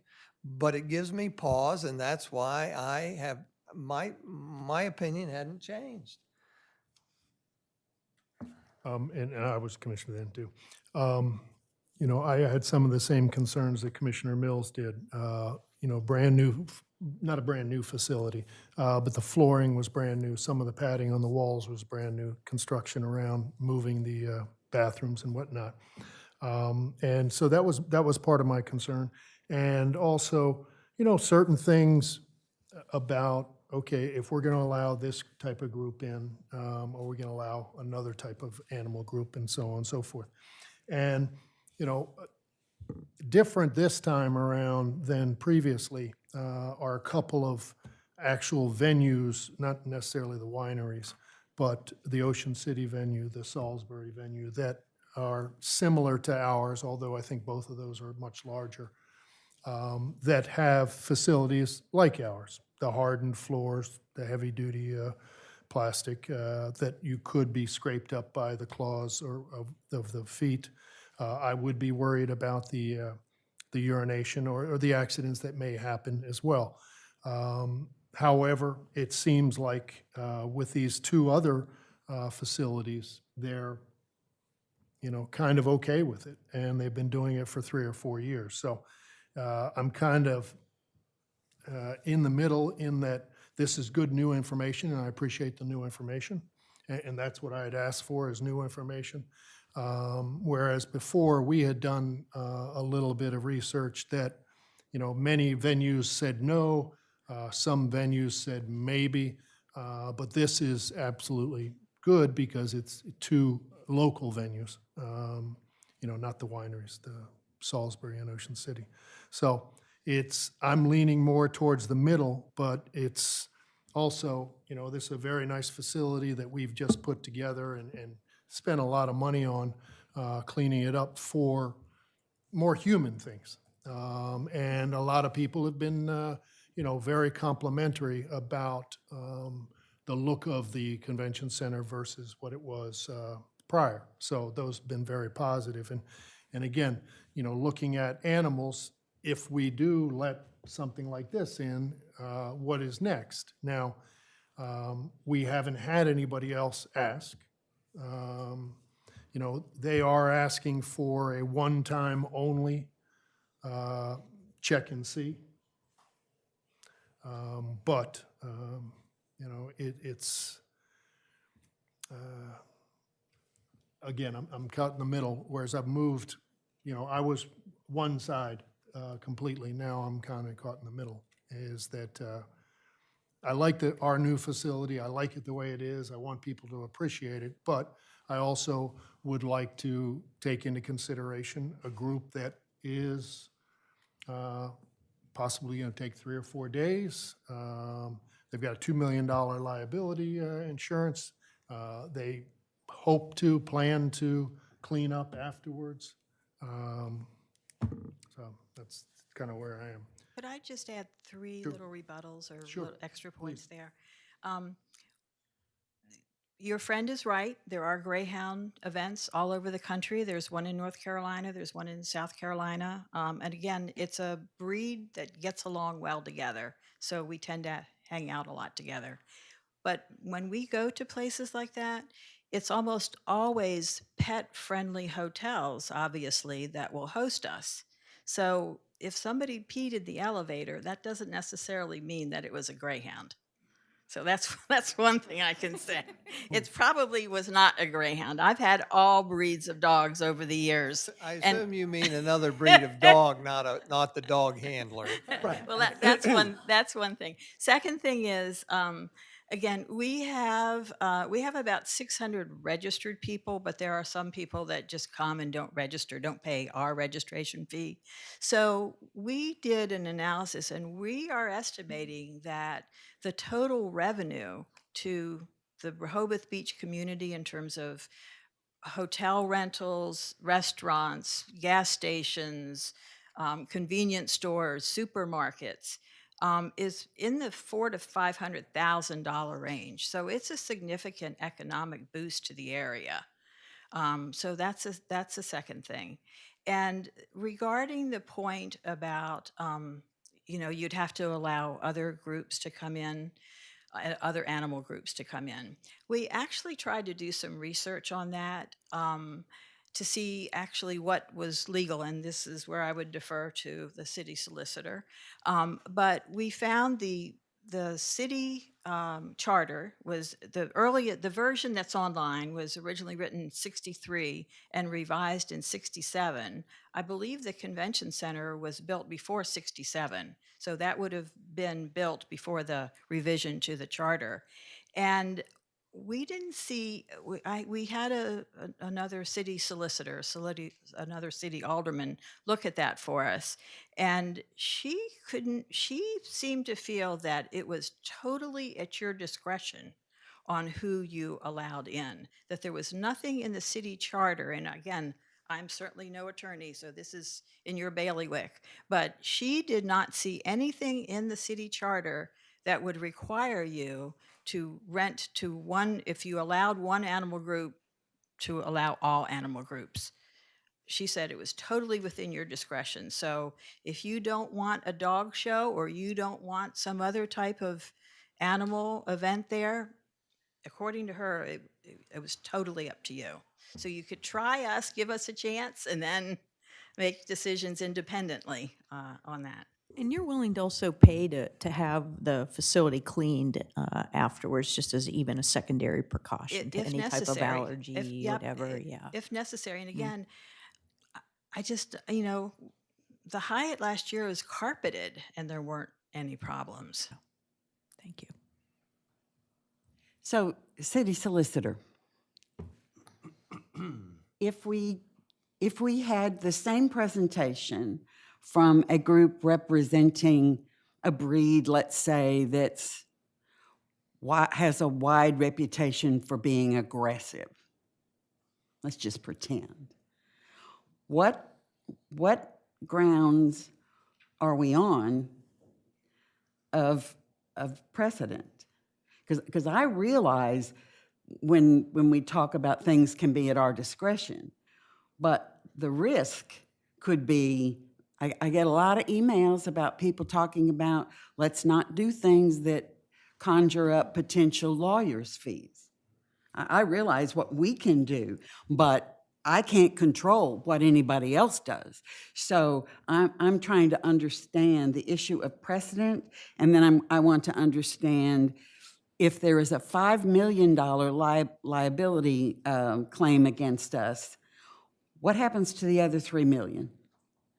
But I'd like you to take the precedent issue first, please. Well, on that issue, the precedent issue, there's, I mean, the concern that would arise, I suppose, is an equal protection claim. Government is supposed to treat Any everybody- what? An equal protection claim. Equal Government is protection. supposed to treat everybody the same. Okay. So to the extent you're allowing one group and not allowing another group, there's a potential for an equal protection claim. Now, that has to be balanced against the city's, the permissibility of you as commissioners to consider other things, such as safety risks, health risks, all those sorts of things that you're also responsible for doing. So my point is only that there is a claim that is created if you allow one group to do something and don't allow another group to do the same thing when they're similarly situated groups. But there are some balancing factors. Oh, I have a question about that in particular. So I'm a real estate agent, and there's protected classes of people. I have not heard about protected classes of dogs. So I'm wondering if it's at our discretion, what would be the real issue? I mean, someone's going to say, well, we wanted to have, a terrier type of convention. I can't see why we would be legally and have a legal problem with saying no to that. Right, I agree with you that the claim would be probably strained, but there's a potential. You asked, what is the potential? There's a potential. I don't think it rises to the level of that being the overwhelming consideration in this discussion. I really don't. Well, you don't have to vote. I know. do you? Thankfully. Thankfully. So there. That is true. So it's much like other things, precedent isn't necessarily set. It, conceivably, Yeah, each situation is different. I'd agree with that. Yep. I mean, anything you all know that anything you do is going to be held against you and for you. So there's some precedential value, but legally, it's probably the level of precedential value is not high.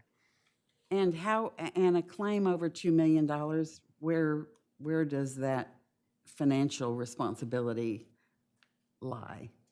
Well, it depends on what the agreement looks like if you go forward. I have not recently looked at our convention center agreement, but I presume there's some sort of indemnification clause in there that basically says if you don't have the insurance to cover whatever claim arises, you're going to indemnify the city, and the city will be able to go back against the Greyhounds organization to recoup that additional dollars. But somebody will always sue the city for whatever amount of money because you're viewed as the deep pockets.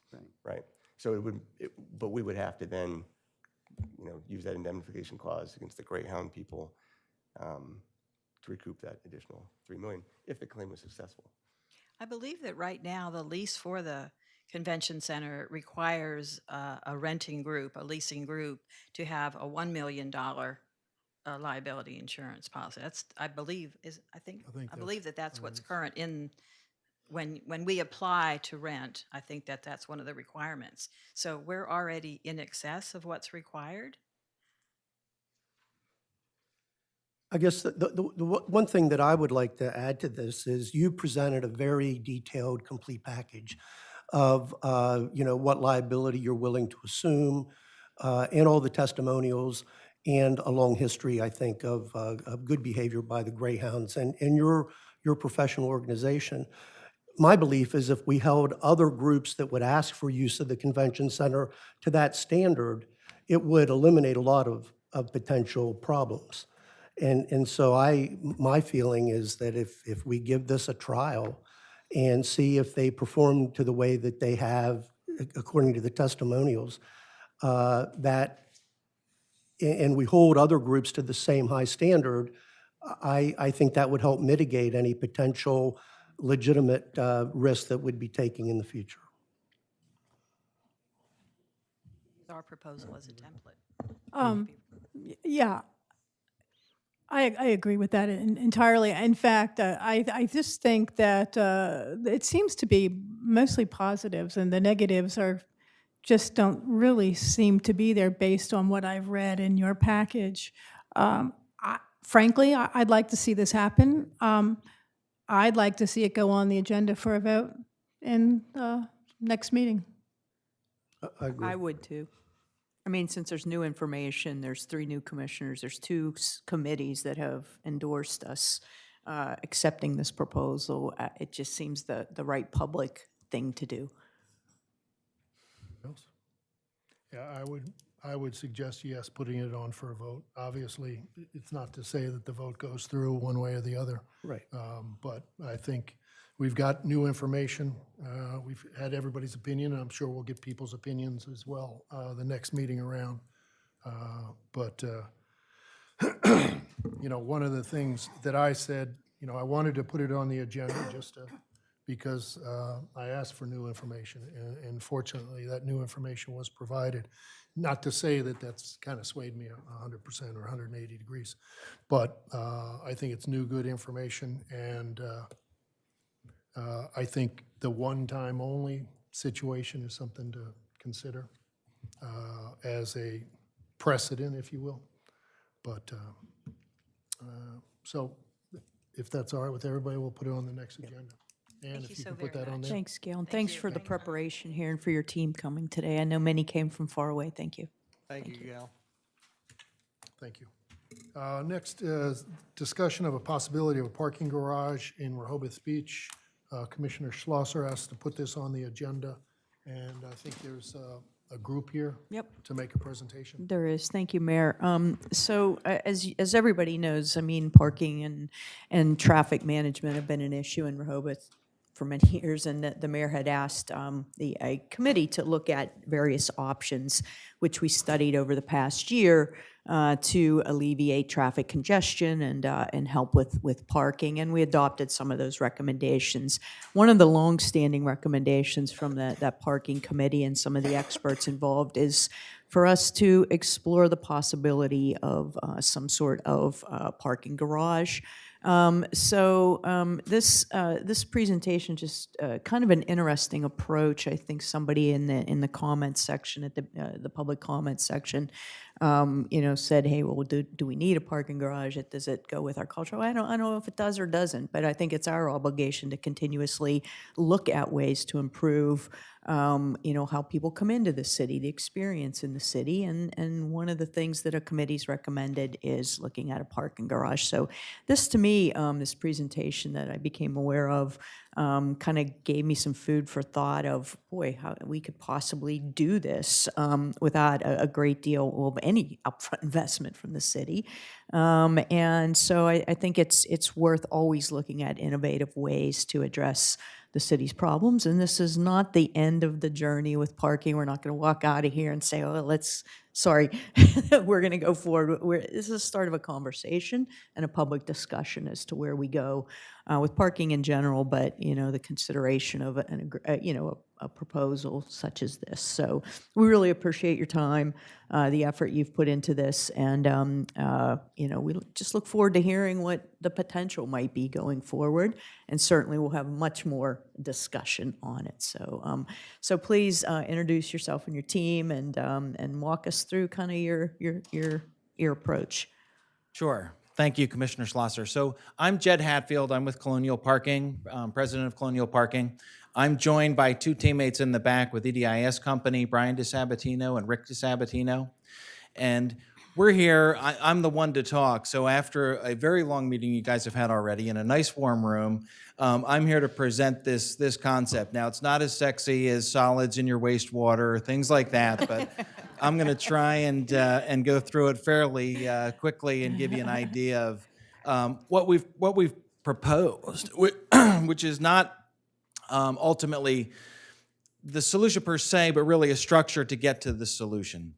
So the notion that we started off with, or sort of the assumption that we started off with, is that there is a parking issue, and that the big question that we were tasked with trying to answer is, how does Rehoboth Beach get more parking? And more importantly, how does the city of Rehoboth Beach get more parking without creating additional debt to the city? So the team of Colonial Parking and EDIS has had the opportunity to answer that question before. We've been engaged and won the opportunities to participate in public-private partnerships, where we've partnered with, most notably, the state of Delaware on projects where we've been leased land from the state of Delaware. And let me go into leased land from the state of Delaware and been able to design, build, and operate a parking structure to meet the need. So the project here is looking at that same sort of concept of entering into the public-private partnership with the city of Rehoboth Beach.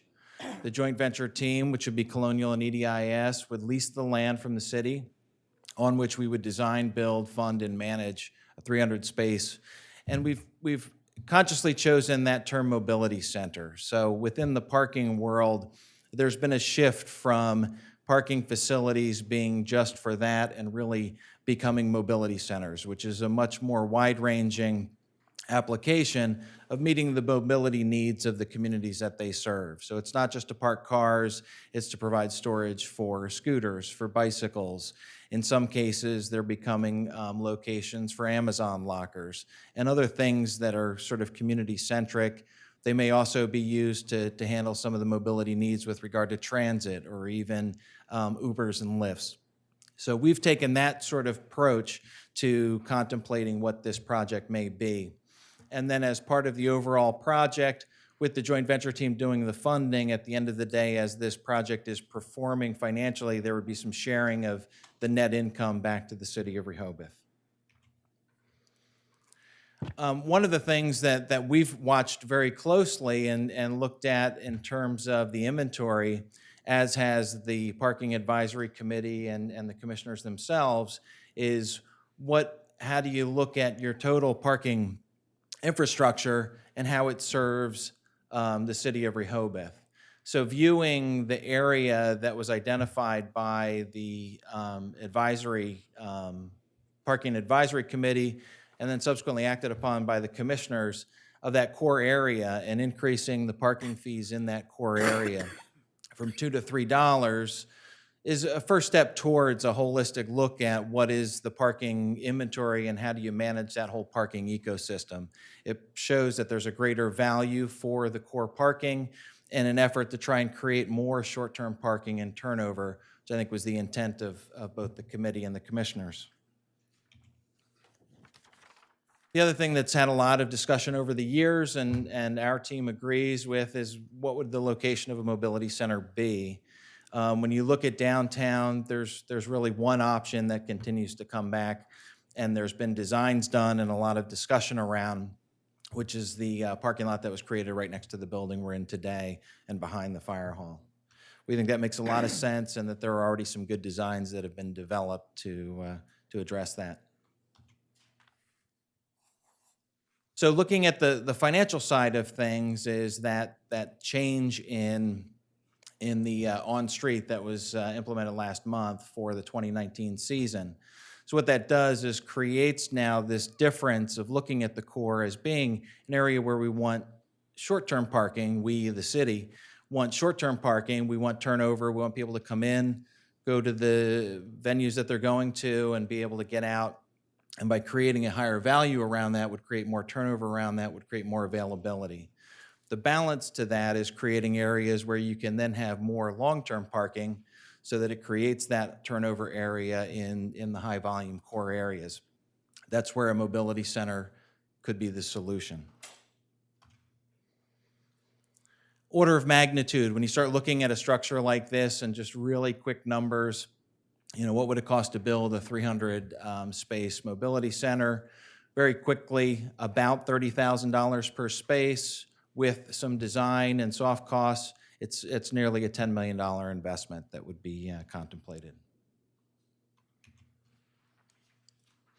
So again, the key points to the public-private partnership would be the city leasing the land to a private partner. The private partner, Colonial and EDIS, would fund the development of the mobility center. So we would not require any capital coming in on the part of the city. We would deal with the funding of the actual construction of the garage. And then there would be a percentage after all expenses are covered and the mobility center is performing well, there would be some sharing of net revenues back with the city of Rehoboth. So in conclusion, you know, we believe with our experience of designing, building, and managing parking facilities that we've done in Wilmington and in other locations, that we have the experience to be able to deliver this type of solution to a mobility center for the city of Rehoboth. That's it. So I have a question. And Commissioner Schlosser was talking about the committee. Is that the parking committee that this has been vetted with?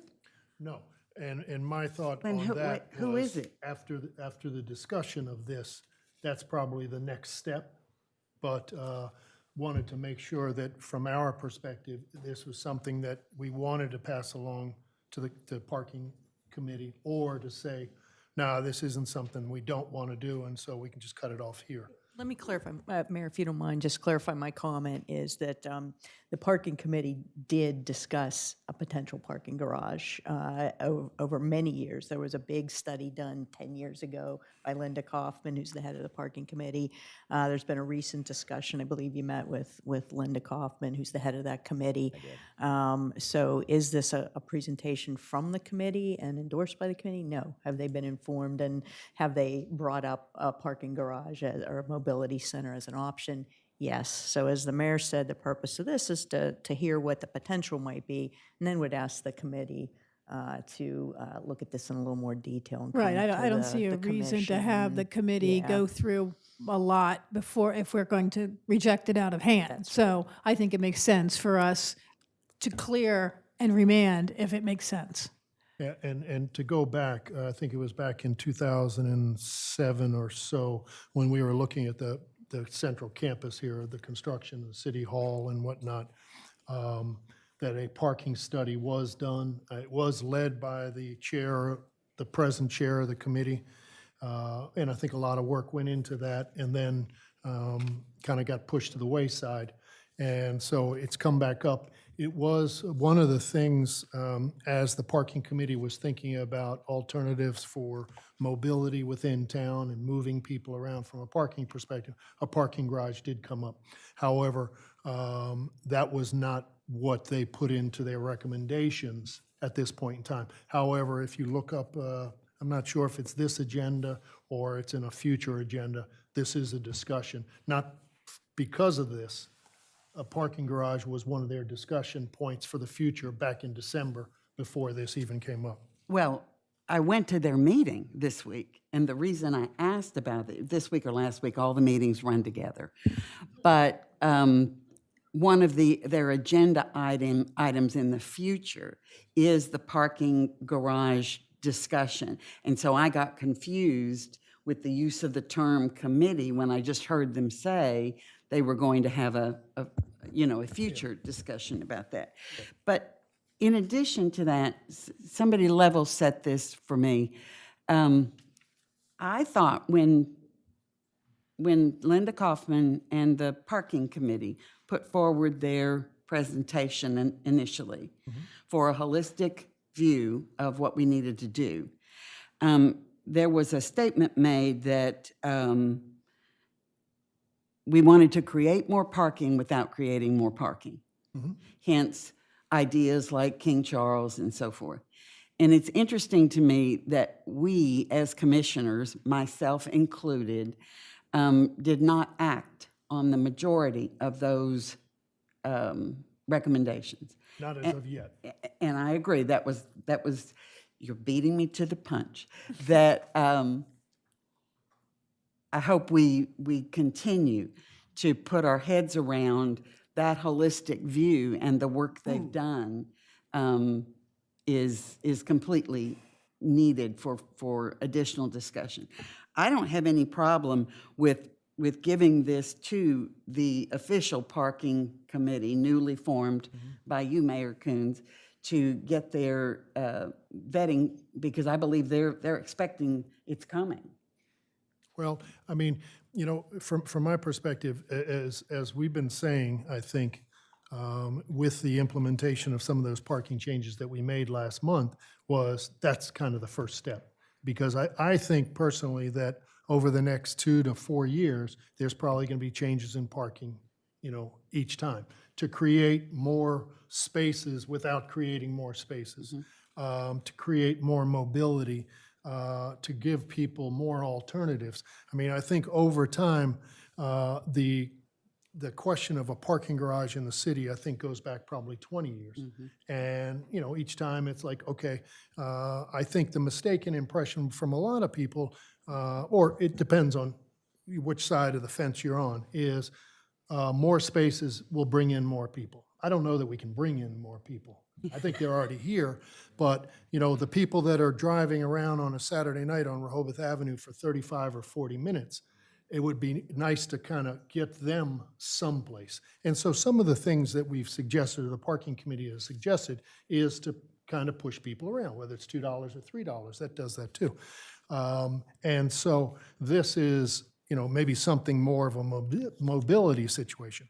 And going back 10 or 12 years ago, a lot of people talked about, oh, it's just too much money and to put on the backs of the residents, you know, a $10 million parking garage. Well, this is a situation where maybe we can utilize some of that substantial amount of parking revenue that we have coming in every year that, you know, funds our general budget to possibly help with a situation over time, but bringing in somebody from a public-private perspective, because that's what a lot of people have been talking about. So is there a way that there's no debt on the books of the city of Rehoboth?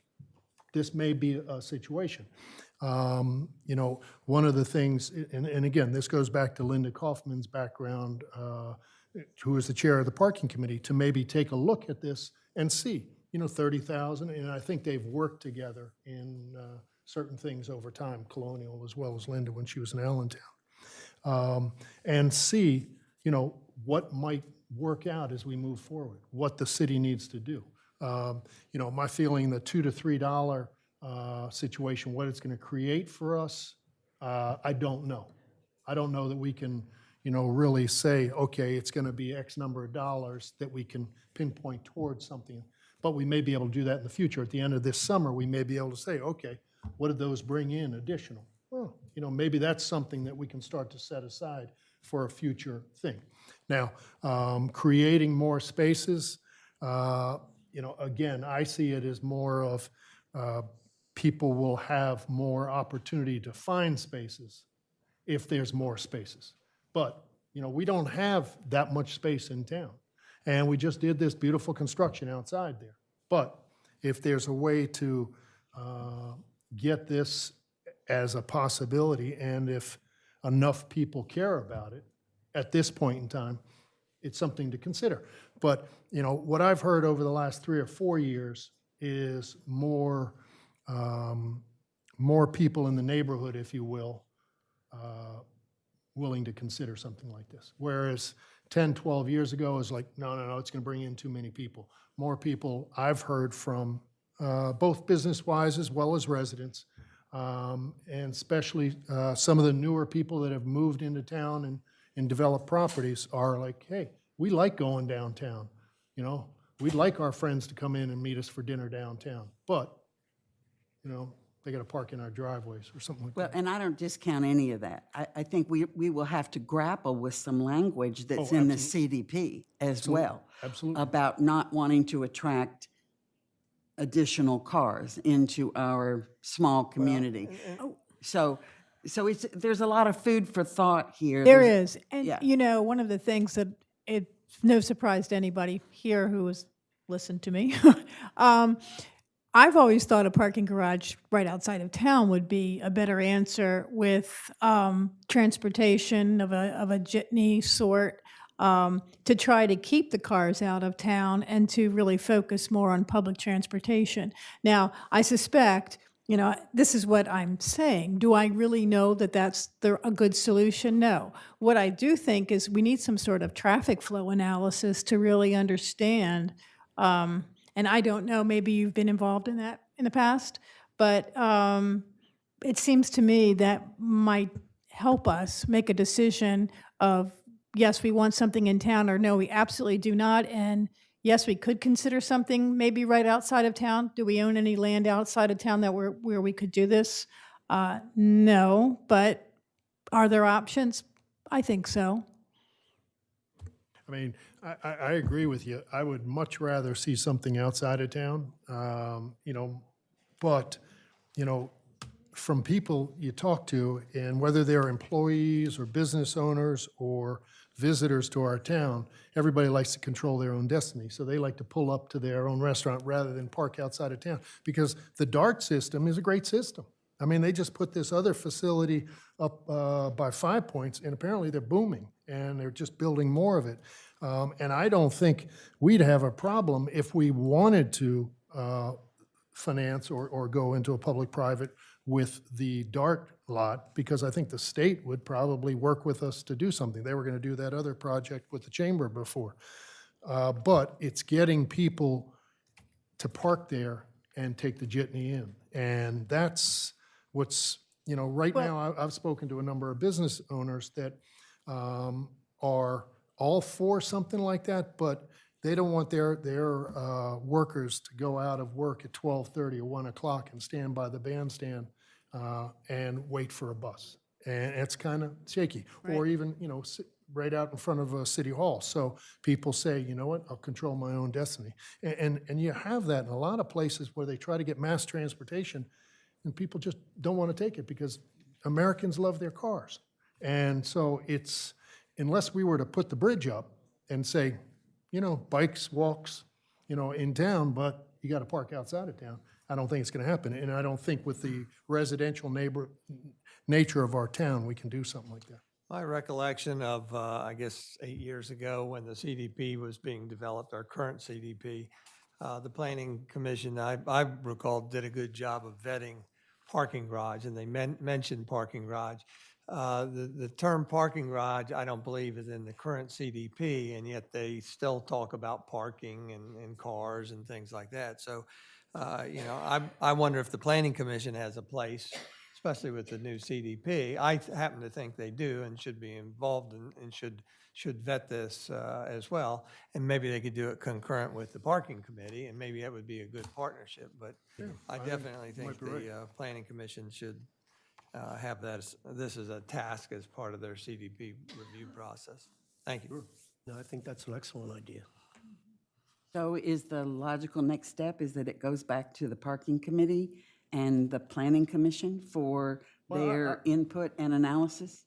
You know, I would say yes, if the Planning Commission would have the time and work availability. I know they're pretty well swamped with what's going on with the CDP, but yeah, I mean, I think the thing to do is put it to the Parking Committee, see if the Parking Committee is willing to say, yeah, we think this would be good, and maybe do some more analysis. Maybe we need to do some kind of a traffic study to see if it's worthwhile, and simultaneously have that information pass on to the Planning Commission.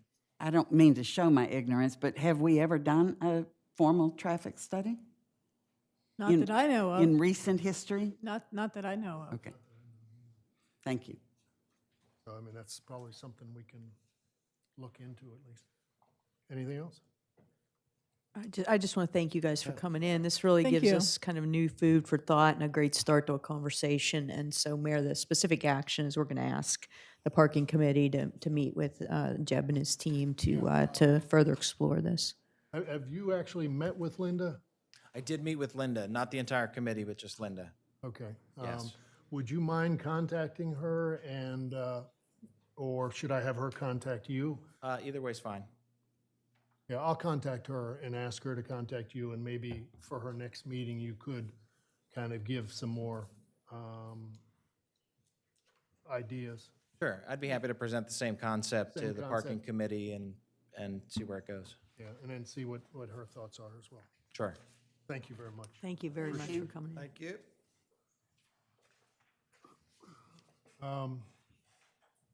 The next is the last item on the agenda, which is discussion of potential clear space theater project, possible code change, and setting of a public hearing. Just before we ask, maybe Clear Space wants to say some things. Obviously, we've gotten a lot of emails and correspondence very much in favor of this. And actually, as a couple of gentlemen said, they're very much in favor of Clear Space being in town, but with some changes to the structure. I know you've been in front of the Planning Commission once with your first idea. I heard this morning that there's possibilities of a change in design. You know, please tell us all about that, because I think haven't heard anybody say, Clear Space, we don't want it. But I think what we've heard is changing zoning code to conform to one specific need. And I don't, some people call it spot zoning, whatever. I don't know if that's the most appropriate thing to do. I think if you do have new changes to the design, I think we have to kind of start going back to the Planning Commission, because I think it's very important to have the Planning Commission involved.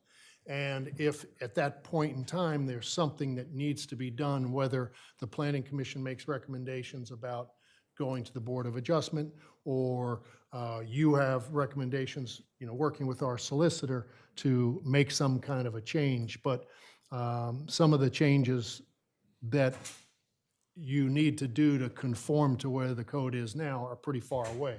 So if there is something new, I'd love to see it. I'll let Ann put the picture up on the camera. I want to thank the commissioners, my board of directors, and Mark and Ron and the neighbors who we've talked with. And we've listened to feedback from the commission meetings. I thought of this story. The couple of things I hear about most often are, when are we doing Hamilton, and what's the story on the height of the building? So after talking, I think the conversation began to take on rapidly. After talking to Ron, we met with Mark. He had some ideas, and we went back to the architect. And what we found out we could do, if you look here, we've taken the fly space off the building, so the building's now 42 feet. We've found a technological way to manage fly space using compact electric motors. And so that's what we've got here. This is news. I know it's short term to get out to, but I think the ink is dry on this coming off of Ann's printer to get you something to look at. So I apologize for that. We remain at a 6-foot setback, and part of the package of this building for us is having the 28-space parking garage. Other than our seating right now, our other comments we get on audience surveys, besides Hamilton, is parking. And so in this package that we're proposing to build is that the parking is a component of the finance package in terms of the revenue stream.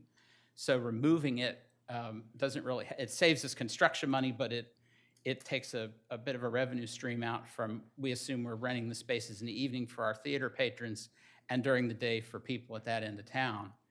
And it's not, I can tell you that at this time, it's not planned to be all staff and parking. And we're going to continue to do the park and ride thing that all of our actors do now, so we're not loading this building up with us.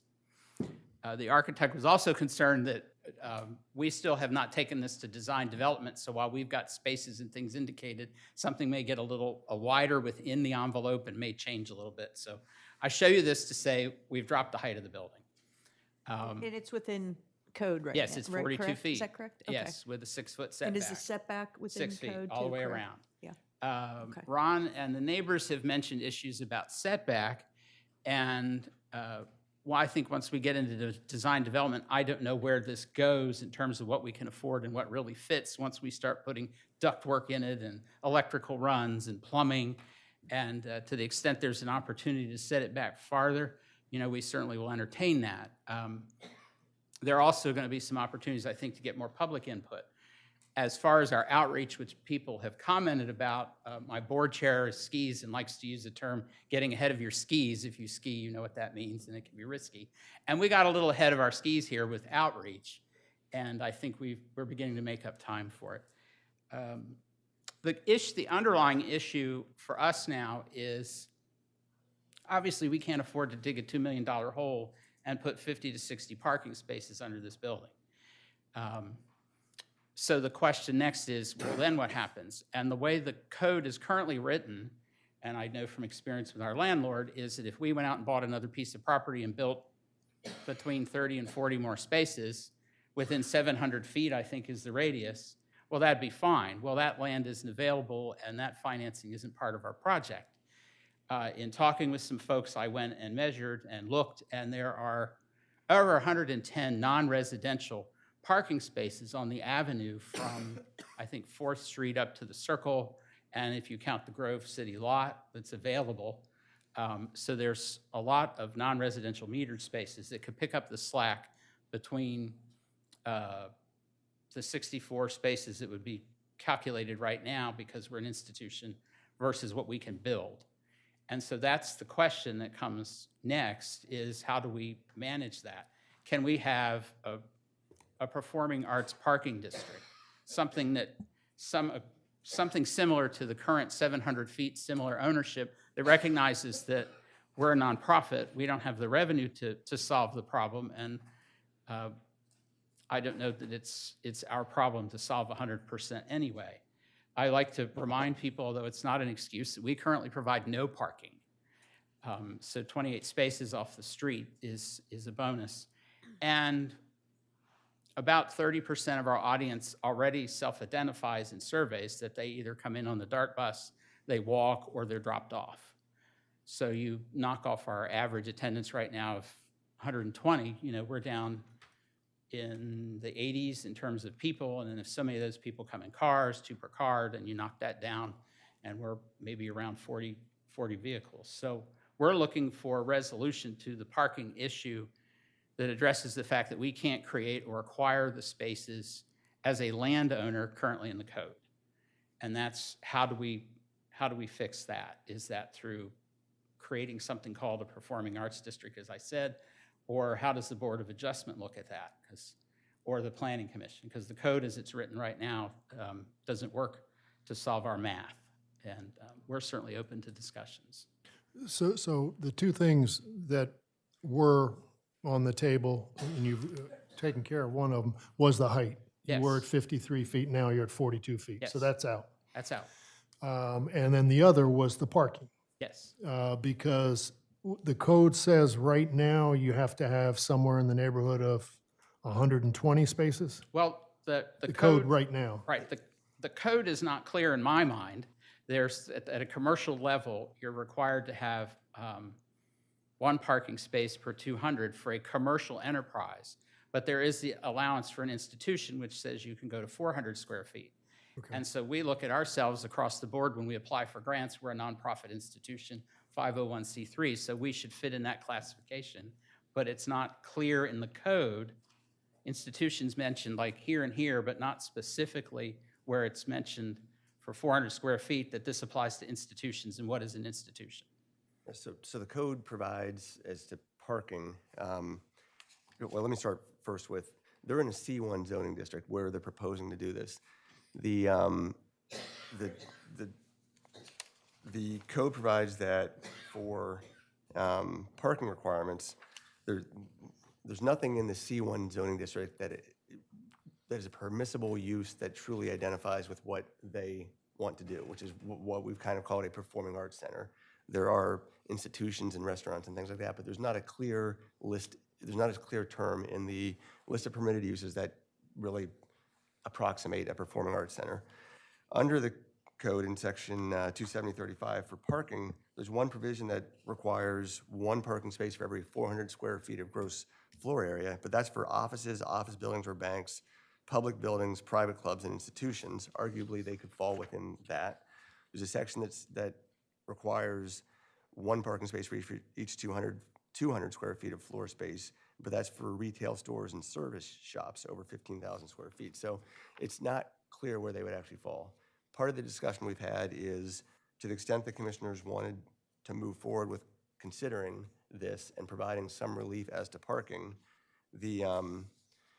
in the list of permitted uses, you would then insert within the C1 commercial district performing arts centers as a permitted use, and then revise the parking requirements to include performing arts center and require them to have a certain number of spots on site, perhaps 25, and then, but only allowable if there is a certain number of city parking spaces within a 1,000-foot radius or something. Part of the argument they've presented is that they're not in 9 to 5. They have larger volumes of people coming in at show times, less at other times, and to require a parking lot of the size that would be required for some sort of institution doesn't really fit with what they're doing on a daily basis. What's the required parking for an institution in the code right now? Institution is 1 for every 400 square feet of gross floor area. Which would be how many for clear space? That 68? 64 64? was the last, I mean, we Okay. recalculated, it might shift 1 or 2, but 64 is the number we've been using.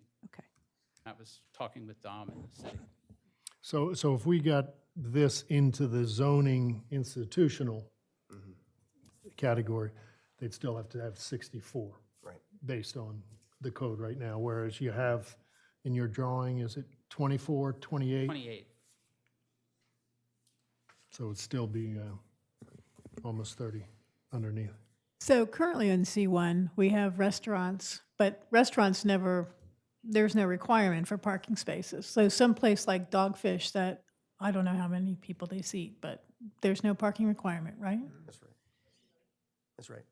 Yeah, and conceivably, because it's C1 and it's 350 by 100 lots, there could be 3 10,000 square foot businesses there. And so, whereas you're talking, what, 25,000 square feet?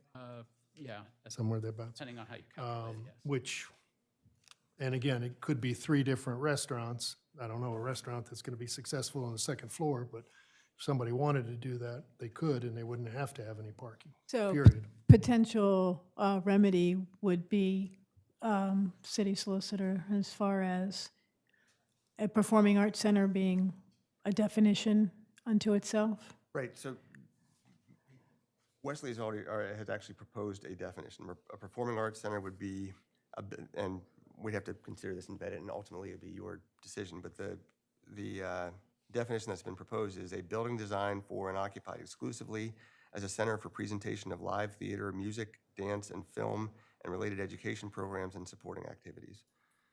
So the couple of things that would need to change in the code is a definition of what a performing arts center is.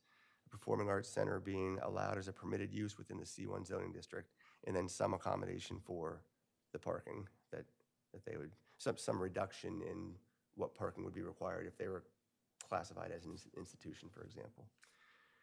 Can you just review with me quickly the propriety of this process, what the process is? Normally we would have a group, a restaurant or whatever, go to the planning commission with code compliant plans. And if they're not code compliant, then they would seek a variance through the Board of Adjustment. Seldom in my 20 years of witnessing these has the client come to the commissioners directly to change code or something. There's always a couple options. One, of course, is to seek a variance. Another is to seek a code amendment. The Planning Commission I can't speak for each of them, but the Planning Commission generally, more recently, have been encouraging applicants to seek code revisions versus variances. Their view is, see if the commissioners want to make this a code compliant plan, going to the Board of Adjustment and seeking a variance every time. The view that's been expressed to me is that it's not appropriate for people to come to the Planning Commission with non-code compliant plans and then go to the Board of Adjustment just expecting to get passed through variances and then come back to the Planning Commission. So this is an alternative route where an applicant might say the code doesn't address what we're trying to do. There is no good definition for a performing arts center. We don't really fit within any of the categories that have been created. Let me pursue a code amendment if the commissioners feel that it's appropriate.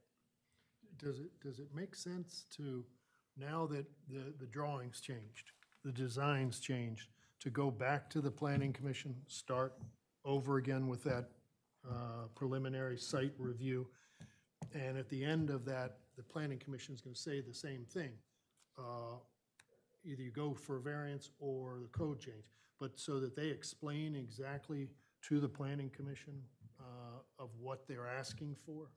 Because what they were asking for before was the parking and the height. Well, they've come down on the height. So it's almost like it's brand new plans. And I'm not saying that the Planning Commission is going to say, oh, yeah, give it to them. Or they're going to say, don't go for a variance, go for a code change. But as you just said, if the Planning Commission is looking more towards suggestions of possible code changes rather than variances, maybe we start back there. Sure. There is precedent we talked about earlier for this board sending a proposed zoning change to the Planning Commission for the Planning Commission to make a recommendation, whether the Planning Commission thinks reducing parking for a performing arts center, so long as there's parking other places in the city, whether that's appropriate or not, and a recommendation will come here. The Planning Commission still couldn't grant this project. No, I understand that, but I'm just saying to start fresh. And then if the Planning Commission says to the commissioners, we're stuck. The only way to do it is this. Our recommendation is this or this. The code doesn't require you to send, so I believe this code doesn't require you to send zoning changes to the Planning Commission for a recommendation. You've done it before, and if you think that would be helpful, that's probably an appropriate approach. City solicitor, it may not be in the code, and the code may not require it, but it honestly sounds like the right thing to do. To give the Planning Commission, as the experienced body, the opportunity to look at something that they have not seen, if I'm correct, that already has started negativity regarding how this is being handled, and the optics of coming directly to the commissioners, for me, is unfortunate, because I believe very strongly that we have very capable and competent people on the Planning Commission, and I would feel so much more informed by their analysis to get where we all want to be. Because I believe there's a great deal of positive support for clear space in concept. The devil is in these details here, with the gentleman coming this morning and saying there's a new plan that was not clear, I don't think, before we call the meeting to order. So for me, and I can only speak for me, I believe it's very fair and right to send this to the Planning Commission for their analysis and hopefully for their recommendations to us. And then I feel certain if we have the power to support that or do something else. I agree and support that. Yeah, my note of caution, I guess, is beyond bigger than clear space.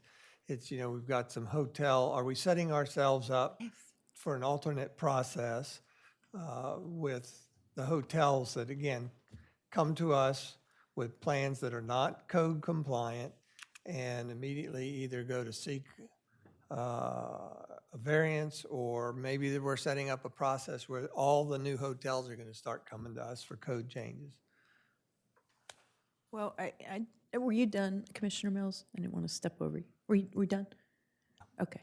No, I'm not being sarcastic. I really didn't want to step over if you weren't done. First of all, I don't think there was any negative intent or, you're trying to get around something. I just want to be clear. I don't think Right, there's anything negative here. I think the process, even to me, is just a little bit unclear. So, and this is me speaking, I won't put words in your mouth. Knowing that this design is in compliance with code now, let's just assume that, except for parking. Knowing this, would they actually go to the board or the Board of Adjustments first and then go to the Planning Commission with the Board of Adjustments finding, or do they go to the Planning Commission and say, okay, we're in compliance with everything except parking? I mean, what's the process? I'm just a little unclear. They could choose, so think of it as alternative routes. One route is to go to the Board of Adjustment and say, we think we meet the legal standard for you, Board of Adjustment, to vary the code for us, to allow Okay. us to not have to comply with the parking requirement. Okay. That's one option. Okay. Another option Or is, to comply in a different way, right? So for example, they're not saying, no, we don't have any parking. We're recommending we're going to have this many. We're going to put in place agreement to use Grove Park, whatever it's going to be. Right. They would go to that and say, here's an alternative as to how we'll meet the intent of the code, or is that how it would work? well, not with the Board of Adjustment. The Board of Okay. Adjustment, they would say, they'd make some sort of legal argument that they meet a standard and that they meet the legal standard for varying the code. The Board of Adjustment would either grant that variance or not. Okay. An alternative for them is to say, we don't want to go to the Board of Adjustment. We'd rather have the commissioner's endorsement of the plan that we want to build, the project we want to build, and they do that through a code modification, which wouldn't Okay. require any action of the Board of Adjustment. It would only require an action of this body to amend the code consistent with their plan. And as you said, my view, sitting in the Planning Commission meeting, was that they were somewhat encouraged to come to you rather than the Board of Adjustment. So I don't think they circumvented anything by being here today. But the Planning Commission has not given you all a recommendation on parking, and they are your expert planners. So they should go to the Planning Commission first, and then the Planning Commission would recommend, okay, go to the Board of Adjustments now, or whatever. Either the Planning Commission would say, we don't like the idea of reducing the parking requirement for this sort of a activity, therefore, we don't think the commissioners should amend the code. Or the Planning Commission would say, sure, for a performing arts center, the kinds of things they do day in and day out, it makes sense to vary the parking requirements or to give them some other parking requirement that would accommodate them at this site. The Planning Commission then would make a recommendation to you all to amend the code. But if they decided not to even address or say, okay, forget it, we don't want to amend the code, we just are going to go with and ask for a variance for parking, would the next step be to go to the Board of Adjustments, or would it be That's to right. go to the Planning If they Commission? didn't seek this sort of a Code code amendment, change. they could go directly to the Board of Adjustment. So they'd go there first and then take the full plan with say they got a variance, with the variance to the Planning Commission? right. Oh, I see. Okay, thank you. Okay, I see what you're saying.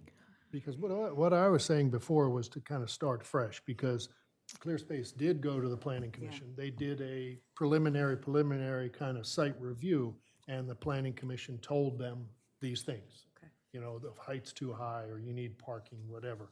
And I'm just saying, start over. And then, have the Planning Commission look at it and say, oh, these are brand-new plans.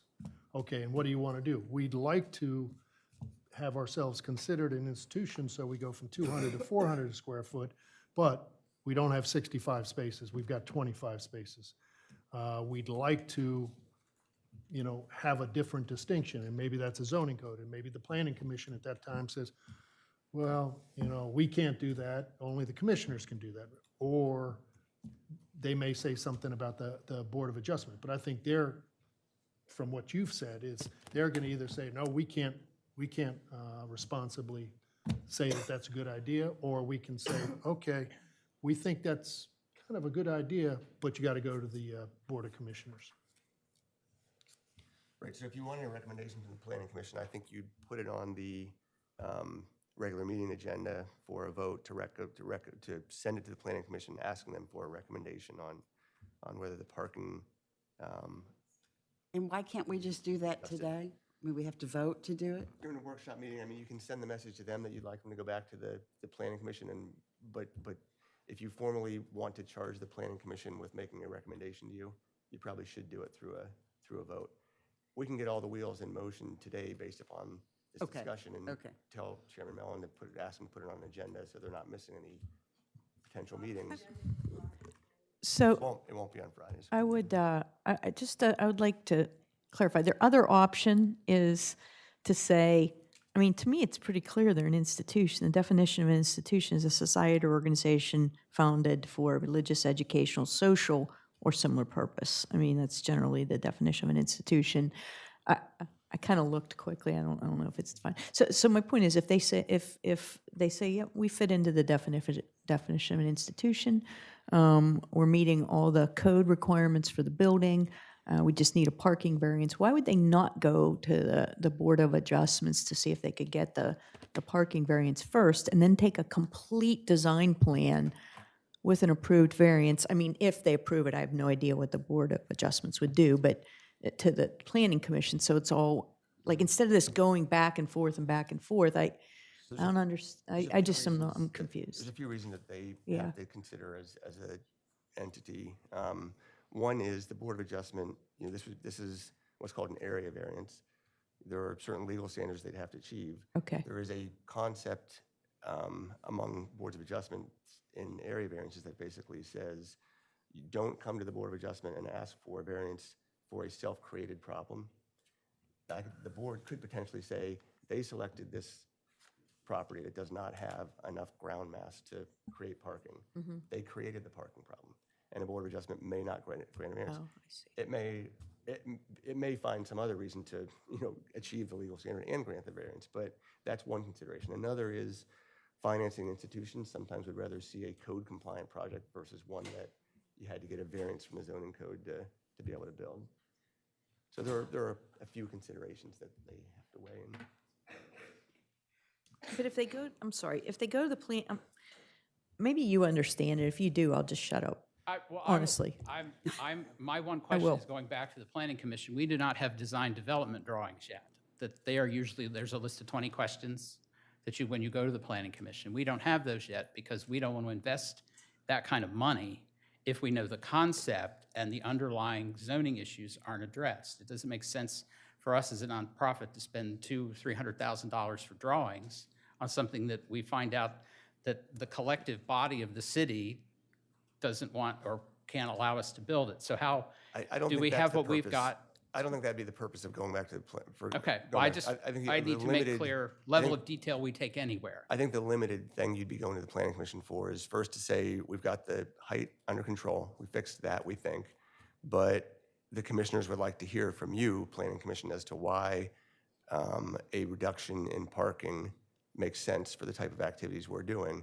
And then make your best case to the Planning Commission as to why that it makes sense for this board to change the zoning code to allow for some parking accommodation. Okay. So it'd only be really a discussion about parking. And then the Planning Commission could say, okay, yes, we're recommending that the commissioners look at his code change, or, yeah, it doesn't really make sense, go get a variance from the, I got you. Okay, thank you. I mean, I hope the Planning Commission would do the level of All right. detail to actually send you an ordinance that, if they wanted to get comfortable with, if they got comfortable with reducing the parking standard, to send you an ordinance that says reduced to this many spaces so long as there's this many city spaces within this radius, something like that. I see. Thank you. Is that clear? That's clear. So do we have to put it on the next voting meeting to pass it along to the Planning Commission? I would, just so there's a clear thread of how it got back to the Planning Commission. Like I said, they're not able to get on this Friday's meeting. To Commissioner Sharp's point, maybe this wasn't your point, but I'll make it my point then. why can't we just have a consensus here that says you need to go to the planning commission and present your case? I mean, That was why my is there point. a vote? Yeah, I It's would just, like- that's the that's the way I'd process. like So to why do do we it. have to vote on adhering to the process? Just adhere to the process, which just go to planning commission. Well, they've already been to the planning commission once. I think what you're asking for, though, is a specific recommendation from the planning commission. So they don't really have a charge. I can take it back to the planning commission and, you know, make sure they know what you are looking for. They're not going to lose any time because the planning commission meets this Friday. We already can't put it on this So it Friday's wouldn't be on agenda. their meeting until March at the earliest anyway. So If that's the right process, it just seems like we're setting up a additional burden for us and for the planning commission and precedent. I mean, why can't we just ask the planning? Anyway, he can I'll defer to volunteer right now legal, that but. He's going to go back to the planning commission and ask them to make a recommendation to you all, and then you would not have to do it on your. But sounds like the recommendation I'm hearing. Okay. But I'm that open we to other step back. people. It just seems like, I don't know. It's fine with me. I just want to, if there's something specific in your charge that you want to give the planning commission, the right way to do it would be to do it on a meeting agenda. I think the only thing you're asking for is parking. He can ask the planning commission to put them back on their agenda and for purposes of making a recommendation on parking. It carries, I guess it carries some heavier weight if you all as a body charge the planning commission with giving you a recommendation. Any thoughts? Are we overlooking any other ask of the planning commission? I mean, That's we're- it, because the height is, Just the parking. because those are the two things that the planning commission had come up with when they did their original pre-meet. I don't want to delay them, but I like things in black and white, you know, I mean, if what are you- we specifically asking them to do? Well, if you recall, for example, in the Oak Grove application, the planning commission got to a point where they said, go to the Board of Commissioners and see if they want it. They made a recommendation to you as to small dead-end streets, that Oak Grove needed a code change as to small dead-end streets, and that's the way it worked. The planning commission was charged with giving a recommendation. They gave a recommendation. It came back to you, and eventually this body approved the short dead-end street provision. So essentially, we're looking for a recommendation from the planning commission to say, okay, commissioners, deal with this parking issue. Or they could say, we don't like this at all, and it's just not going to happen. Right. They could say a performing arts institution should have parking on site to accommodate whatever their needs are. But I think Or in I think I think I heard another option, which is if the presentation is made in such a way to the planning commission, they could recommend the ordinance change. Right. Which would be the ideal situation. For clear space, that's Right. Well, and to Commissioner Mills' point, it wouldn't necessarily be just for clear space. That's right. I mean, Any- another one any could performing arts surface. center that Yeah. could- And I would feel so much more comfortable with a recommendation from our planning commission that we are moving in the right direction and in the right spirit of the city, because there's no negativity around clear space. Right. There's negativity already around this process. Changing the code. Yeah, yeah. And that an end run around The code. planning commission is what I heard on the phone yesterday. Wow. Well, that was not our corporate intention. It was to try and It's- find. it's not the about you at path, all. right, It's try to not- find the path Yeah. to getting the parking addressed. So, And so that tells me I would prefer to have something in writing, black and white, that we send to them. I'm thinking too. Yeah. Yeah, I think, And it's not going to and it shouldn't delay anything, right? so that means something in writing from, a resolution that we vote on. so at we vote on at the next 15th meeting? Yes. Right. Want me to prepare a resolution then charging the planning commission with looking at a performance arts center as a new permitted use with certain parking accommodations? Or- Yeah. Thank you. Now, Ron that spoke, Bowman? That spoke earlier mentioned something, he referenced February 15th. I don't know if we gave people the impression through the language here, setting a public hearing, that we're actually going to be voting on something on the 15th. But other than what we just talked about, there's nothing else Yeah, on the there's agenda. no vote on a public hearing at that point. No. Just vote on the recommendation, to ask for a recommendation from the planning commission. So should I follow up with Glenn or Sharon, who's my Either of us, I'll be preparing the resolution. Okay. I'll run it by you so that you can at Okay. least see it ahead of time. But yeah, I'll prepare it and send it. And with regard to meeting with the planning commission to follow up? Once they make the charge during their regular meeting, it'll be clear to the planning commission that they should take it up. I mean, It's on the agenda.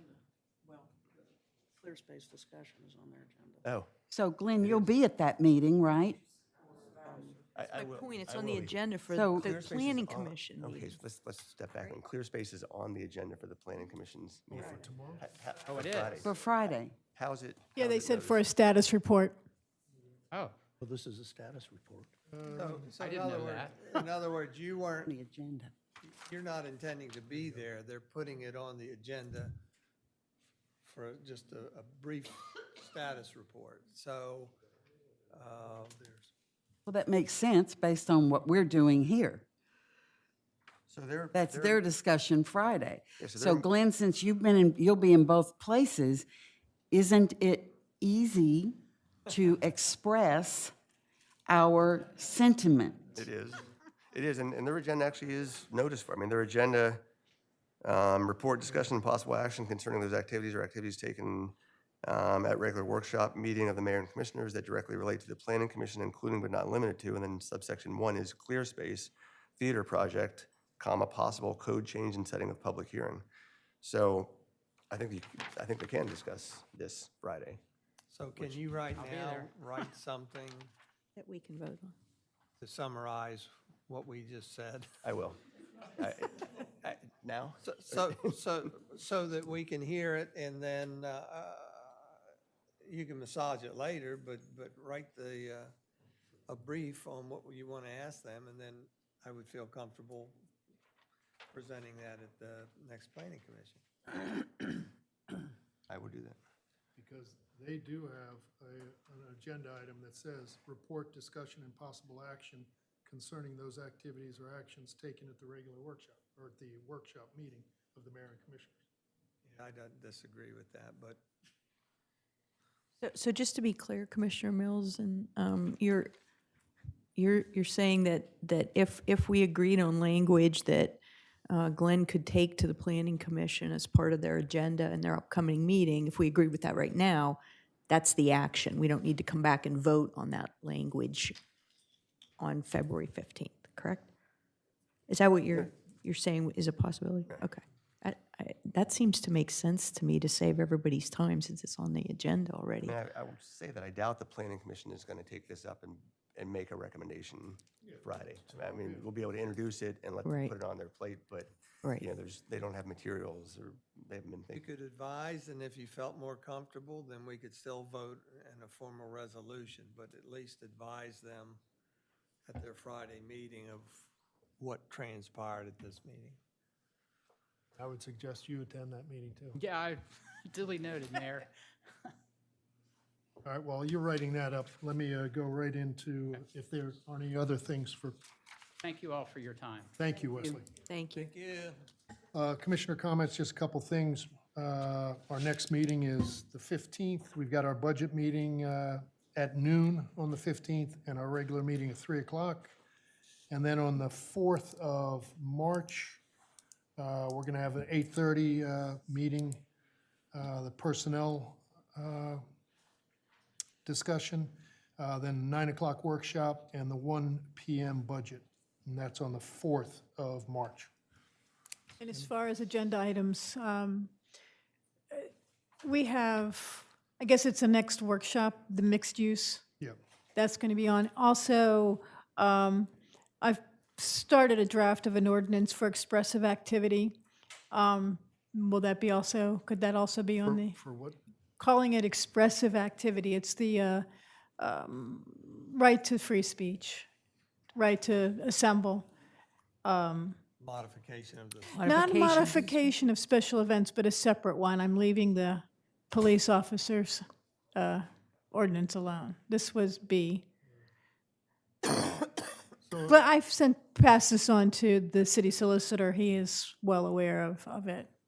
So should I call it a special events discussion or expressive?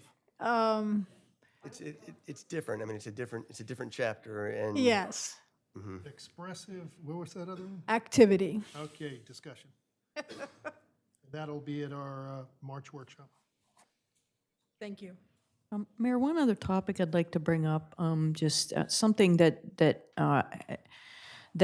is coming up that we need to think about forward-looking. There was a new regulation put out by the FCC in January that gave guidance to states and municipalities and others regarding how to work with the Verizons and AT&Ts and others on installation of small antennas. Basically, it's basically requiring folks to get ready for 5G, which is the next evolution of Wi-Fi and broadband technology. And I know we have a study that's ongoing as to where we're going, but I would like to get a briefing from whoever's handling this from the city on where we are, what the intent of the study is, how we're going to comply with those regulations, new regulations that were signed out in January, and what the next steps are. So I would like to hear what's going on there, because I'm not quite 100% sure we're in compliance with those new federal regulations at this point. And this has to do with the small cell towers, et cetera. So I'd like to get an update on where we are there and where we're going and what we're doing. So this morning received a proposal. I've been seeking this out since early December. So this morning at, 12:13, just 20 minutes ago, proposal. And what I would like to do is have these folks from the Cohen Law Group, I spoke to Mr. Mandelis about it, have them come to your workshop in March and make a presentation to you. It's a law group? It is. It's a Cohen Law Group that specializes in telecommunications. So you can just explain that to Ann and put that on Yes. the March 4th agenda. Yes. Thank you. Are we still in comments? Yes. I just, for the Boardwalk and Beach Committee, I'd just like to put out a solicitation for agenda topics. If you have anything that you want us to examine, let us know. We really have fulfilled most of our list there. I think the only thing left on there basically is a review of recycling. You know, the city had a recycling grant probably 10, 15 years ago, where we did recycling on the beach and boardwalk. And DENREC proposed it, did it, implemented it, and then gave follow-up recommendations. So we're going to talk about that, but otherwise, we're nearing the end of our list. So if anybody, anywhere, members of the public, citizens have anything you'd like us to look at, then let me know. Thank you. Anybody else? Nothing. So let me just give one. So here's what I've written real quick. So this would be a charge to the Planning Commission. Review and recommend whether a performing arts center should be added as a permitted use in the C1 zoning district, and if so, further recommend an appropriate parking requirement for such use. Excellent. Yeah. Good. Everybody okay with that? Yes, thank you. Glenn. That's good. If there's nothing else, this meeting's adjourned. Thank you. Thank you. Thank you. Take it to them. Thanks, Glenn. Yes, sure thing. We'll see everybody at 1 o'clock. 1 o'clock. Mayor,